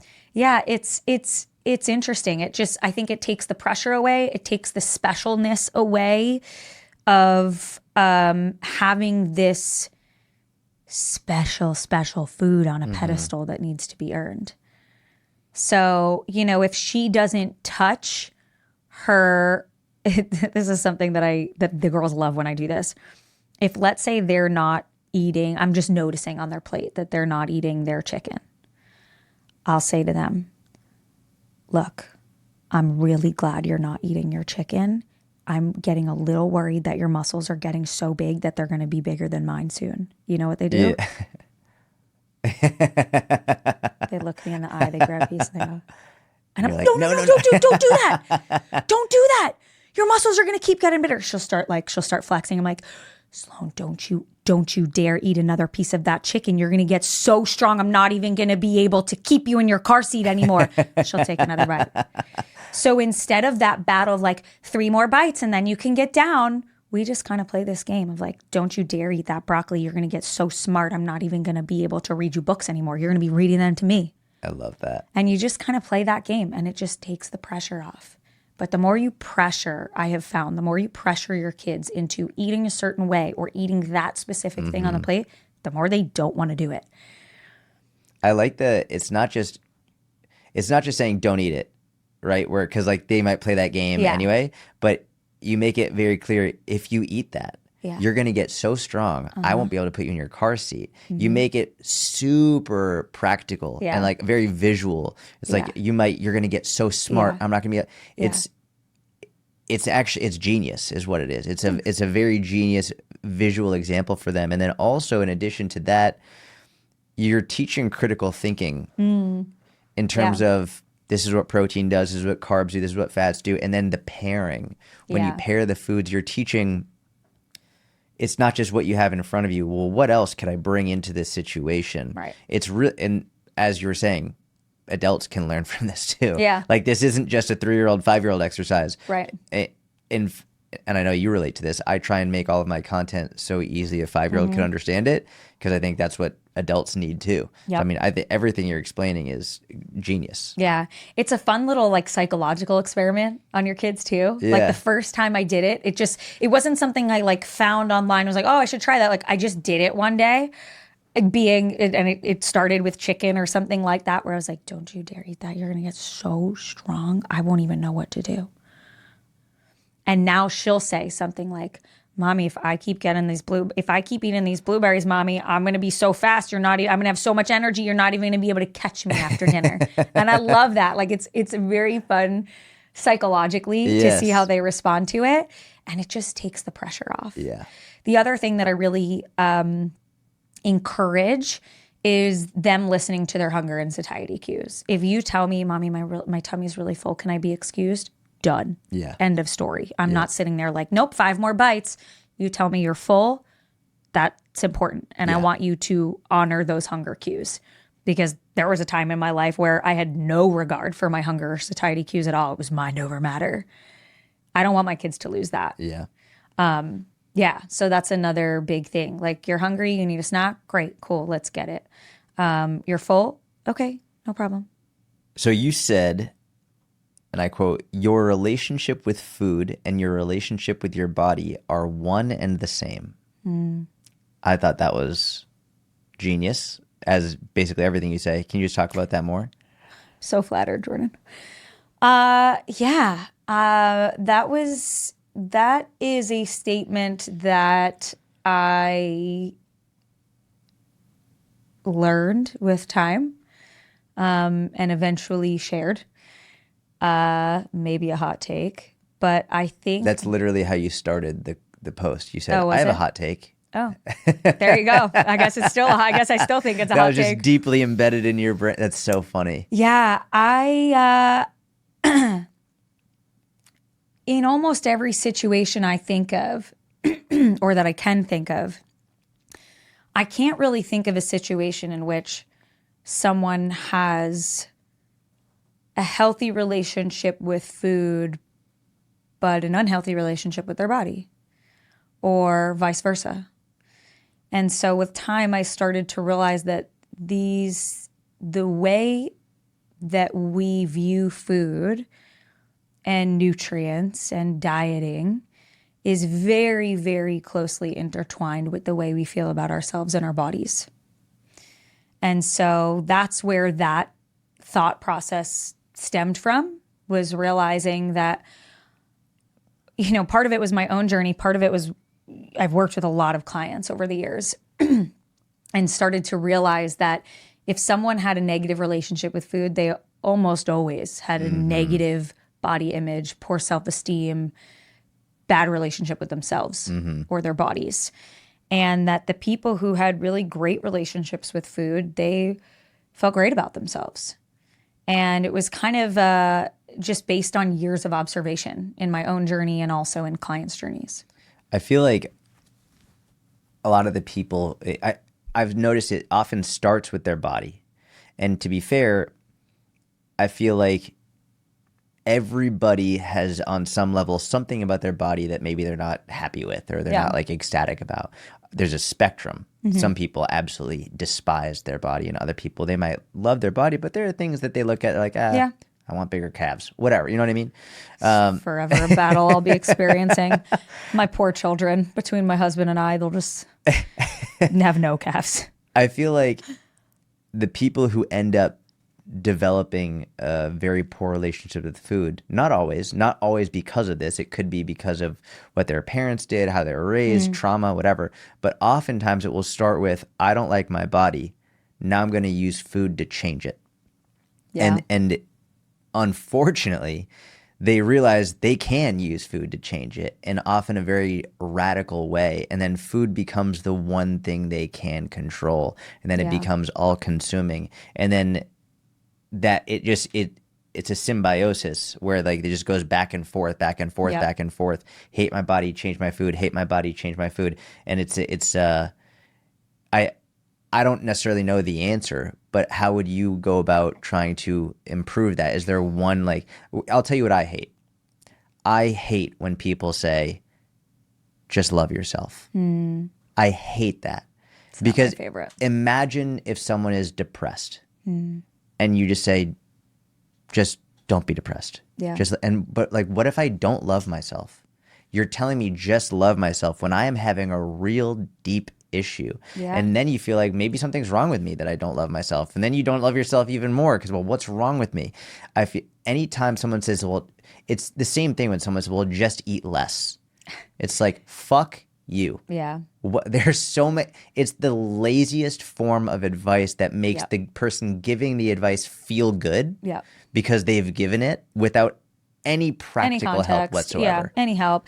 I think I completely agree with you. And I think that the advice of just love yourself is like saying to an anorexic, just eat a cheeseburger. Yeah.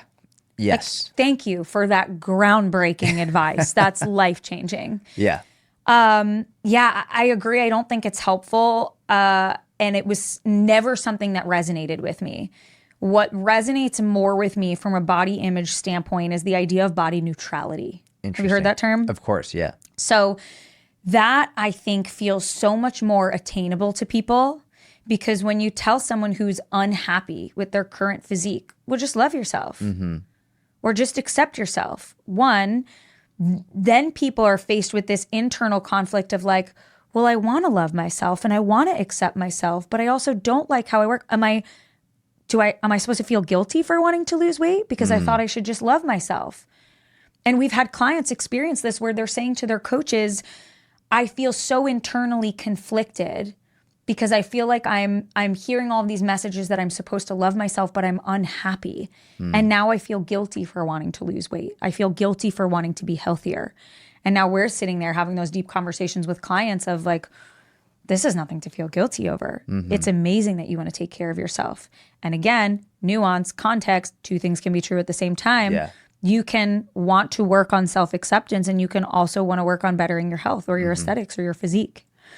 So agreed. I think, again, we make a blanket statement, just give yourself grace, just love yourself without nuance, without context, without knowing the full story. That advice is useless.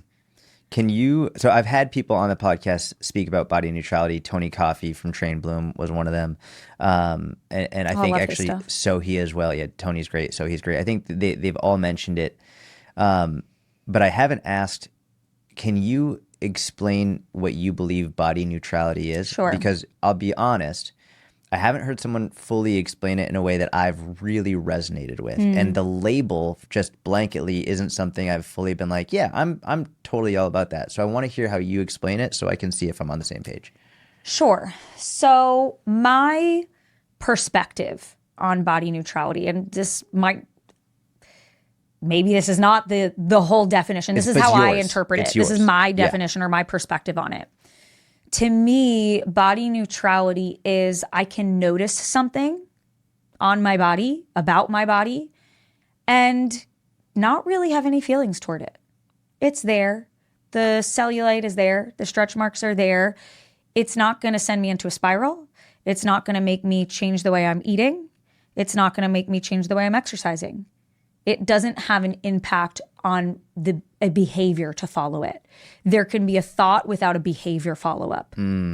I think when you are not neutral about your body, you have a thought and then you say, how do I fix it? And you change a behavior. And in some ways that could be really helpful, right? You might look in the mirror and say, I don't like what I see. I'm going to start exercising. I think where neutrality becomes more helpful is when it's something that you can't necessarily change. I can't change, my beautiful babies that I carried and I have some loose skin on my stomach. Like, that is what it is. I'm so beyond neutral about it. I don't care about it. Yep. It's there. I'm not changing it. I don't have a need to change it. I'm not going to start rubbing creams on it. Like, it's just, I'm neutral. There's not a behavior to follow up the thought. And I also think with neutrality, I don't want people to confuse neutrality for complacency. That is what I've struggled with. So go off on that. I think to me, the neutrality means being able to be objective, not complacent. It's not, I'm neutral toward this amount of body fat that I'm carrying, and therefore I'll be complacent and not do anything about it. It's, I can look at something objectively. I can see that I'm holding more body fat than I would like. Not me specifically, but example. Yeah. I can see that I'm holding more body fat than I'd like. I can be objective about that. Yeah. And follow whatever course of action that I need. So I'm going to recant my own statement a little bit in the sense that, like, there's not necessarily a behavior to follow. I'm more, because there might be, and that behavior might be helpful. Yep. I more so mean that method of neutrality is not sending you into a spiral. You're just able to be objective about whatever it is, and you can decide whether or not there's an action to follow that, but it just is. Yeah. It's not good. It's not bad. It doesn't make you feel awful. It doesn't make you feel great. Kind of like you'd want to have scale neutrality, right? Yep. You don't want someone to step on the scale and they see the number and they spiral and they're like, that's it. I'm doing extra cardio today. Right. By the same token, I don't want you on the other end of the spectrum saying, oh my gosh, I weighed in this weight. Like, yeah, you could be excited about it. That's great. But I also don't want that to send you into a spiral of whatever behavior it is. So I think to me, that neutrality is just, I can be objective. I can be objective about how I look or what my scale weight is, or be honest with myself or about what I am or am not doing that has gotten me to this point without shitting on myself. I think that makes the most sense to me. And I like the scale comparison because on the scale, you weigh in and you have an emotion with it. But then what does that emotion lead to? Does that emotion lead you to having a spiral, freaking out, making you seem like, oh, I'm a fat piece of shit. I'm the worst, or equally as potentially dangerous is on the other hand, you weigh in and you're like, yes, this is what I weigh today. I'm so good. I'm finally worthy. Yes, exactly. Like that is, that's a very dangerous mindset to have it in the opposite direction on either side of it.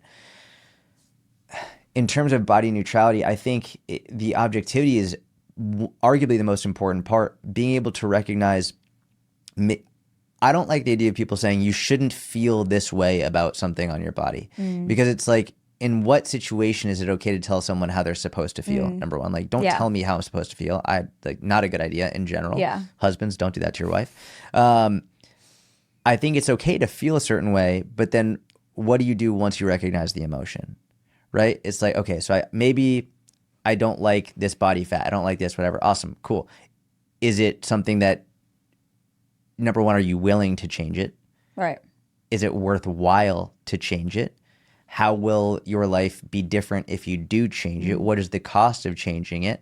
Like, these are all questions that you can have logically, neutrally. Yeah. But if you're not having this logical discussion, this objective discussion, and you just go into, I'm a piece of shit, I'm a bad person, no one will love me, I don't love me, well, now we are going into a different place. So I feel like this neutrality, at least the body neutrality that I can relate with, that I can agree with, is not a lack of emotion and not a lack of action, but just an objective awareness of this is how I feel and how do we move forward. Yes. That is the discussion around body neutrality I've never heard anyone have, that I'm glad that you and I could talk about, because I hear that's my interpretation. I hear people throw around body neutrality all the time, and I haven't heard anyone discuss it on a more nuanced level. So it's I mean, I think about it from like a height perspective, right? Like when I was younger, I hated being short. Yeah. Especially like as a young dude dating, like going on a dating app and seeing like how many women have don't message me unless you're X feet tall, whatever it is. Like that is like that was something that I always wanted to. And like now I'm sure have you seen they have like height surgeries that dudes will do where they break your femur or they'll break your shin and they will put something in. They'll put something in. There was actually a recent story of this dude. I couldn't believe it. This guy was like over 6 feet and he wanted to be even taller. And so he got the surgery and it fucked his feet up to where like now his feet are like curled in so he can't fully extend his feet. Oh God. But it's I would never do that, but I can understand why, especially like if I was a younger dude with money and I wasn't, if I was in a very different situation, I could see why someone would do that, especially based on like everything they're told and right. So I could see why that would happen. But now it's funny, like I'm not stoked about my height. It's not something I'm like, yeah, like I'm short, but I'm also like, I'm not going to change it. Yeah. And so then I started thinking, well, what are some benefits of it? It's like definitely like would have had a very different wrestling experience, jiu-jitsu experience, powerlifting experience. So all of the things that benefit me as a result of it, and like the other side, well, people underestimate you, da da da da. So almost it's having an objective conversation based on what's going on with your body, rather than allowing a potentially negative emotion to lead to a spiral or irrational decisions. Yeah. Yeah, I think that's fair. It's being able to be objective, not in a way that's necessarily emotionless. It just, you notice it and you could just let that thought pass by without spiraling. Yeah. You already gave really great advice for men who their wife or girlfriend or whomever is about to have a baby, in terms of saying like, hey, like take care of the girl, take care of that woman. Your spouse, yeah. What is like the best advice you can think of giving to women who are about to have a baby and more than likely their first, but maybe their second, whatever. Any woman who's about to have a baby, what is your best advice? I am going to still come back to communication being a really big piece. I think just based on my own experience, my biggest piece of advice would be to accept help. I think especially as a first-time mom, you feel like, I want to do it all. I want to be there for every diaper change. I want to be there for every feeding. I want to do all of the everything and all the things and all the baths, and I don't want to miss a second of it. And so you become accustomed, at least again in my own experience, you become accustomed to saying, no, thank you. No, I don't need the help. No, you don't need to come over.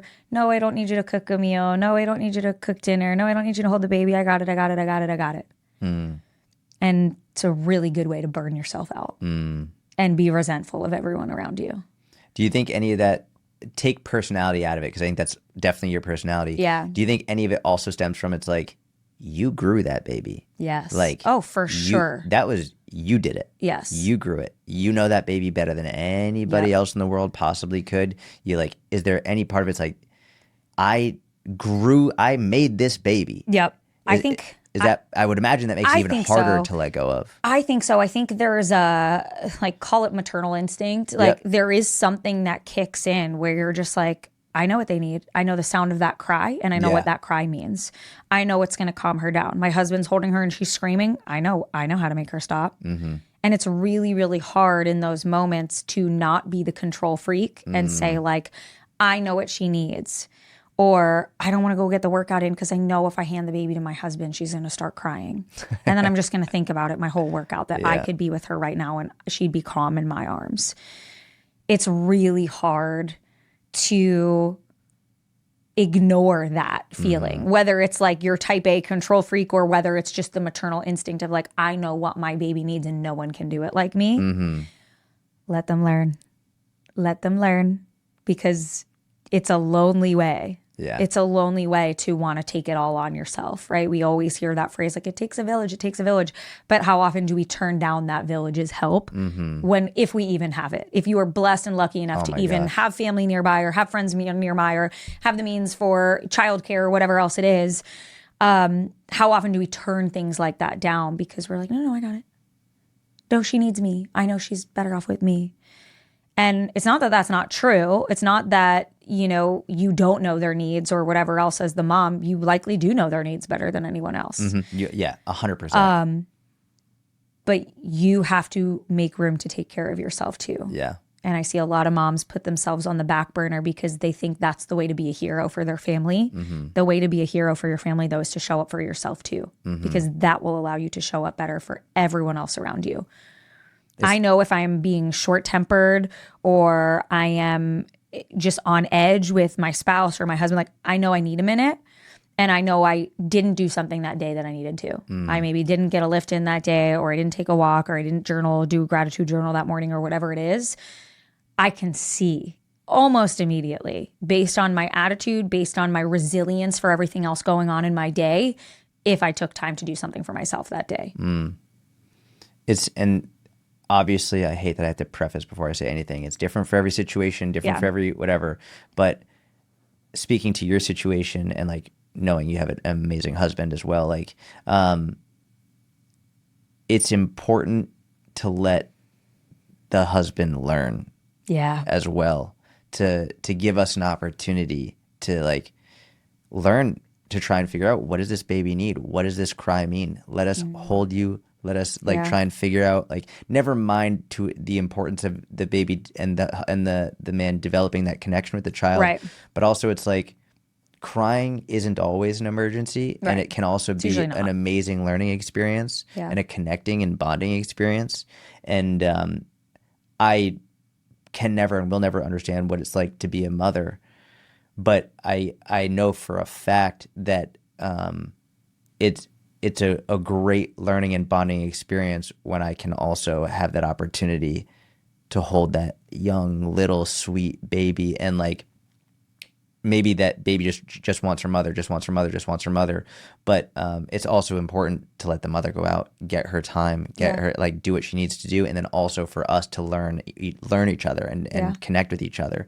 And that is a learning experience and a bonding experience that I think is often overlooked, and it benefits everybody in the long term. Yeah, I think something that I realized too, when I would have those maternal moments of like, just give me her. I know how you're not holding her how she likes to be held. And it's like, well, if you don't let me figure it out as my husband, like if you don't let me figure out how she likes to be held, then it's always going to be you're the only one that can make her stop crying. Right. And I think that happened with the first baby. And by the time the second baby came around, I was way more open to like, you got to learn. Yeah. And he wanted to, like he wanted to, like, let me learn, let me struggle, let me figure out what she does and doesn't like about the way I do or don't hold her or whatever, change her diaper, whatever it is. Like, let me learn. And second go around, I was like, sure, well, go learn, have fun, call me if you need me. So yeah, again, I mean, a big piece of that is going to be your communication with your significant other. Because I think about single parents and I'm just like, God bless y'all. Oh my gosh. I don't know how you do it. You guys are superheroes. God bless. I think taking care of yourself, my advice for moms, communicate and do at least one small thing that's for you. Maybe it's just sipping your cup of coffee in silence outside for 5 minutes. Like, it doesn't need, I'm not talking you need to go get a full body massage every day, but something. It could be 5 minutes of write down 3 things you're grateful for today. It could be something that seems so insignificant that really just helps and makes the tiniest little dent in you doing something for you.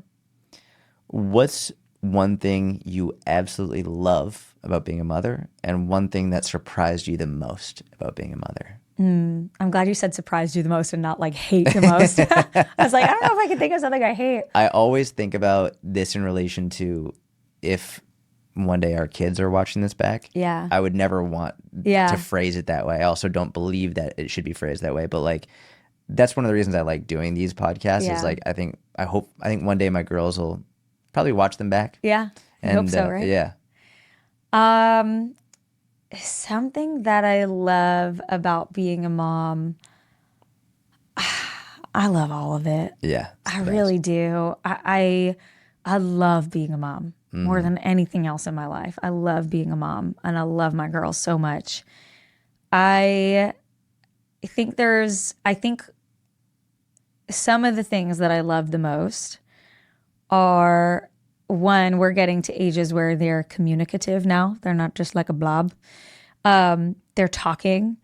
And this is something I love, and something that has surprised me is just how much your kids hold up that mirror to the way you speak to them. And there was a quote that I heard a long time ago that was something along the lines of, the way you speak to your child becomes their inner dialogue. And that, I love that, hit me like a ton of bricks, because I hear now my daughter repeat things that I say to her. And that is so freaking cool.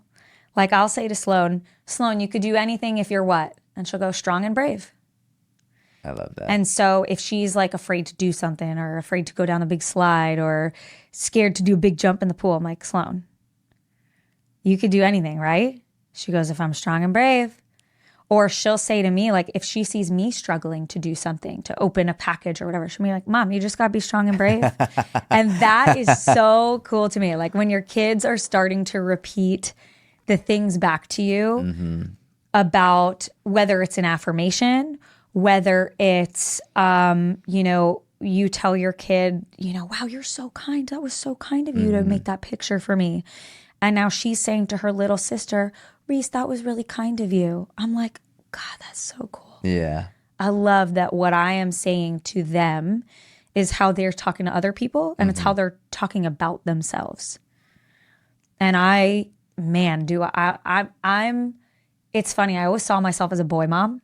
Oh, really? Yeah. Like, anytime I thought about having a family, I always saw myself with boys. Girls scared the shit out of me. And now that I have girls, I'm like, God, what a blessing. Yeah. That I get to raise strong-willed, amazing, confident little girls. Yeah. Because the world needs more of those. It's I'll never the forget best. when I was pregnant with, Sloan, with my first baby. Someone DM'd me and said, aren't you scared to raise babies in this world? Aren't you People so say that to scared me to all bring the time. to bring girls into a world like this? And I'm like, no, I'm so excited to bring amazing, strong girls into this world, Yes. because the world needs more people like them. Yeah. And so I just think it's the coolest thing to be a girl mom. And not to say you're not cool if you have boys.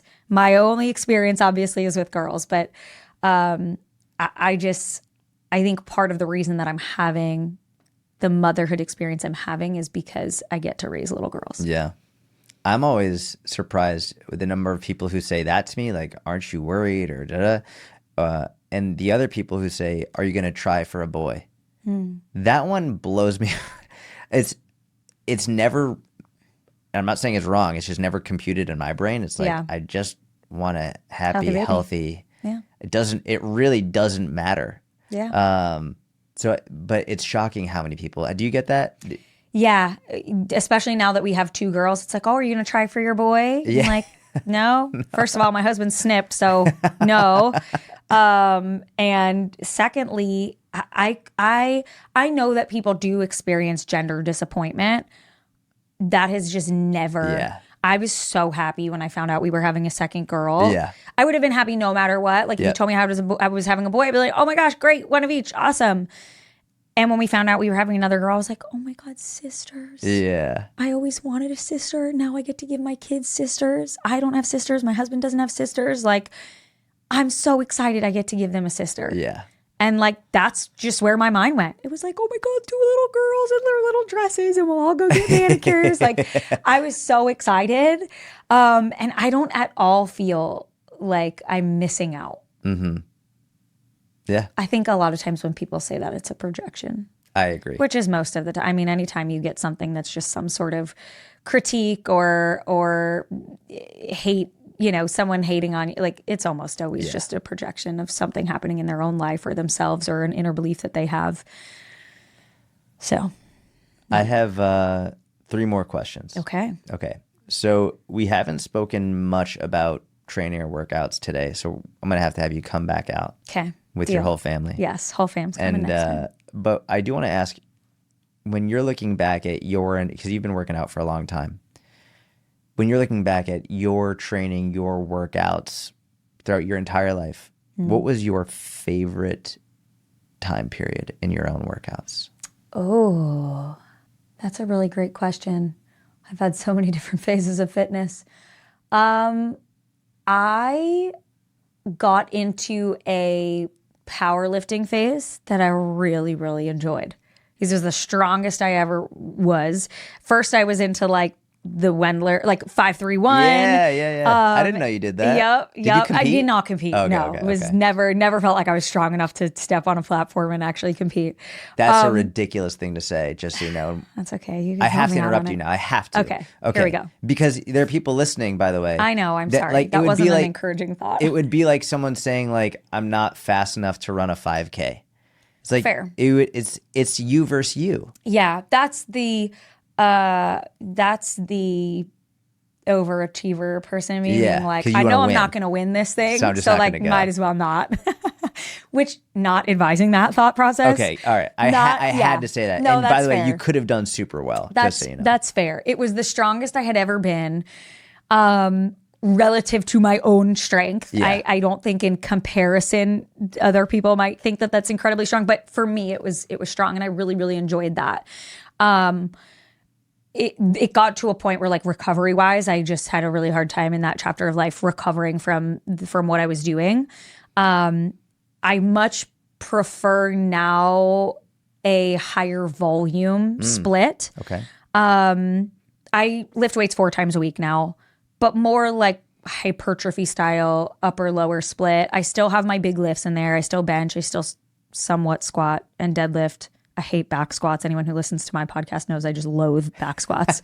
I have a really short torso and long legs, and my squat mechanics are just, if you know when you picture that perfect squat, like that textbook squat, mine looks nothing like that. Are you like would sitting far back and leaning forward? I have a really forward lean because I have really long femurs. Yeah. And so I got to just like get my legs out of the way. And I have these long legs and I'm only 5'3", but I have really long legs. You do have long femurs. Yeah. I didn't even realize that. I have very long legs. And so like my husband has that like picture perfect squat where it's like that completely upright seated position. And mine's like, bent over, folded in half. And he's like, I think you're doing that wrong. I'm like, it's just my femurs. Like they're in the way. I have to have a forward lean. Like it's just what my squat mechanics look like. So I've never been a great like back squatter. I do really well with a front squat, like in a front loaded position. But me and mechanically and anatomically back squats just loathe. So anyway, side tangent there. So yeah, I really, really liked a powerlifting phase. I do love volume and hypertrophy style training. But powerlifting and power building was like that kind of like hybrid at the time, like Lane Norton was doing this like power building hybrid of powerlifting and hypertrophy. And I was super into that years and years ago. Were you training by yourself with a group of, okay, cool. Yeah. Okay. Training by myself. That's when we were still living in the city. I also, kind of fun fact here, my master's thesis was on blood flow restriction training. Okay. And so dabbling with that, it's not something that I really do regularly anymore, but there was a time where I was doing a lot of blood flow restriction training in my hypertrophy volume lifting. And I had a lot of fun with that. Like I studied it, I knew a lot about it. Yeah. And it was just like a fun technique to use and throw into things. So that was just like another fun little. All right, so when you come back, we'll have to dive more into that and training because there's so much more to cover. Yeah, really the Cliff Notes, really cool in like a rehab setting, really great to be able to load a joint without a lot of stress on the joint. Definitely not superior to standard hypertrophy training. It's very similar to what you can achieve with hypertrophy training, but with lower loads, which is really cool. So you could work at 30 to 50% of a load you'd normally work out and see the same hypertrophy gains. So is it more painful? It's pretty cool. It's quite uncomfortable. Yes. Yeah. It's quite have you ever done it? Yeah, it's awful. It's pretty uncomfortable.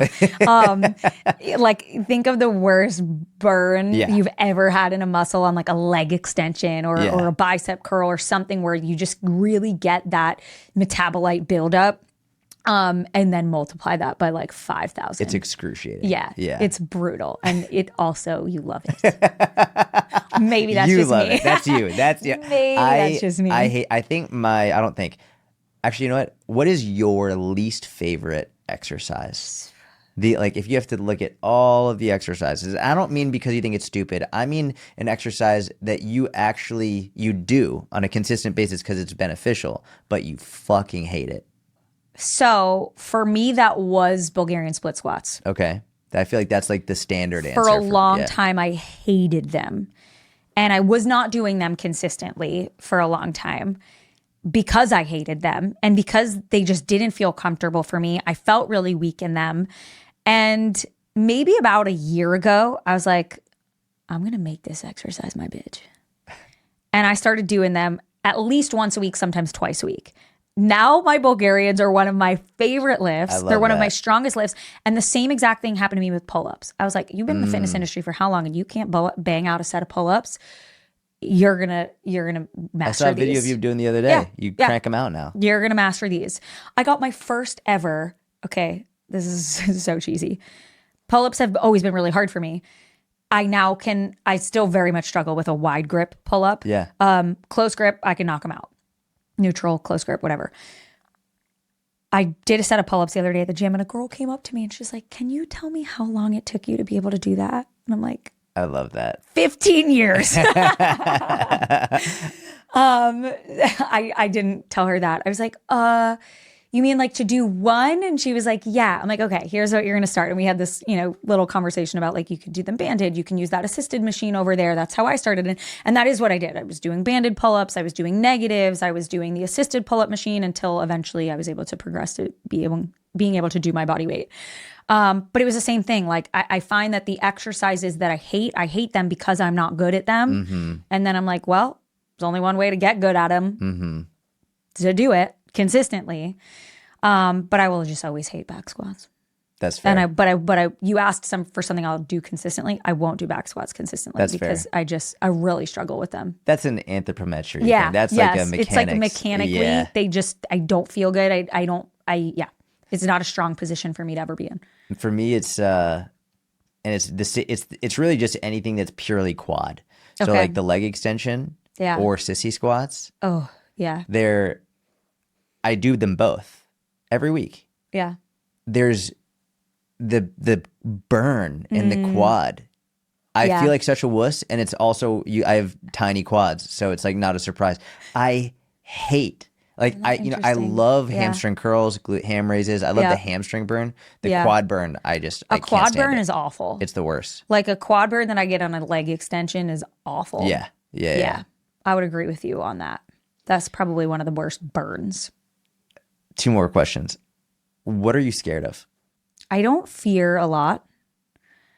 I think as a mom, I have new unlocked fears about just fearing for the well-being of my family.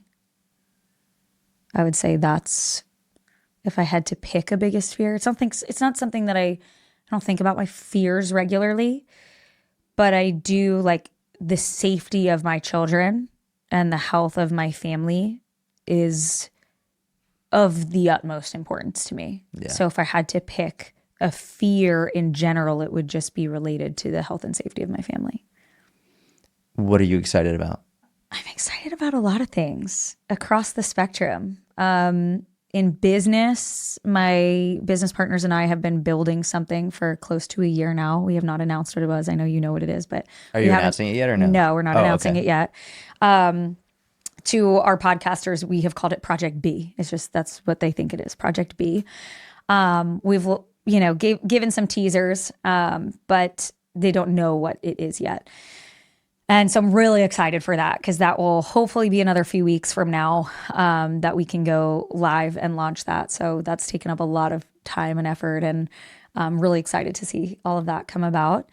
I'm also just really excited to continue living the life that I'm living. I live a really, really blessed life with a really amazing family and an amazing spouse, and I love my kids so much. And I'm excited to watch them grow. I'm excited to see them keep learning. I'm excited to watch them continue growing into beautiful little mini human beings. And just excited to keep trying to make the world a happier, healthy place. Where can people follow you? At Joelle Samantha. I'll put that in the show notes, but thank you so much for coming on. Thanks for having me. Thank you everyone for listening. I hope you enjoyed the episode. If you did, please make sure you follow Joelle. She's incredible. If you made it this far, obviously you know she's amazing. Go follow her. She's just the best. I love her and her whole family. If you enjoyed the episode, please give it a thumbs up. Subscribe to the channel if you don't already. Leave a 5-star review on iTunes, Spotify, wherever you're listening. Thank you so much. Have a wonderful week. I'll talk to you soon.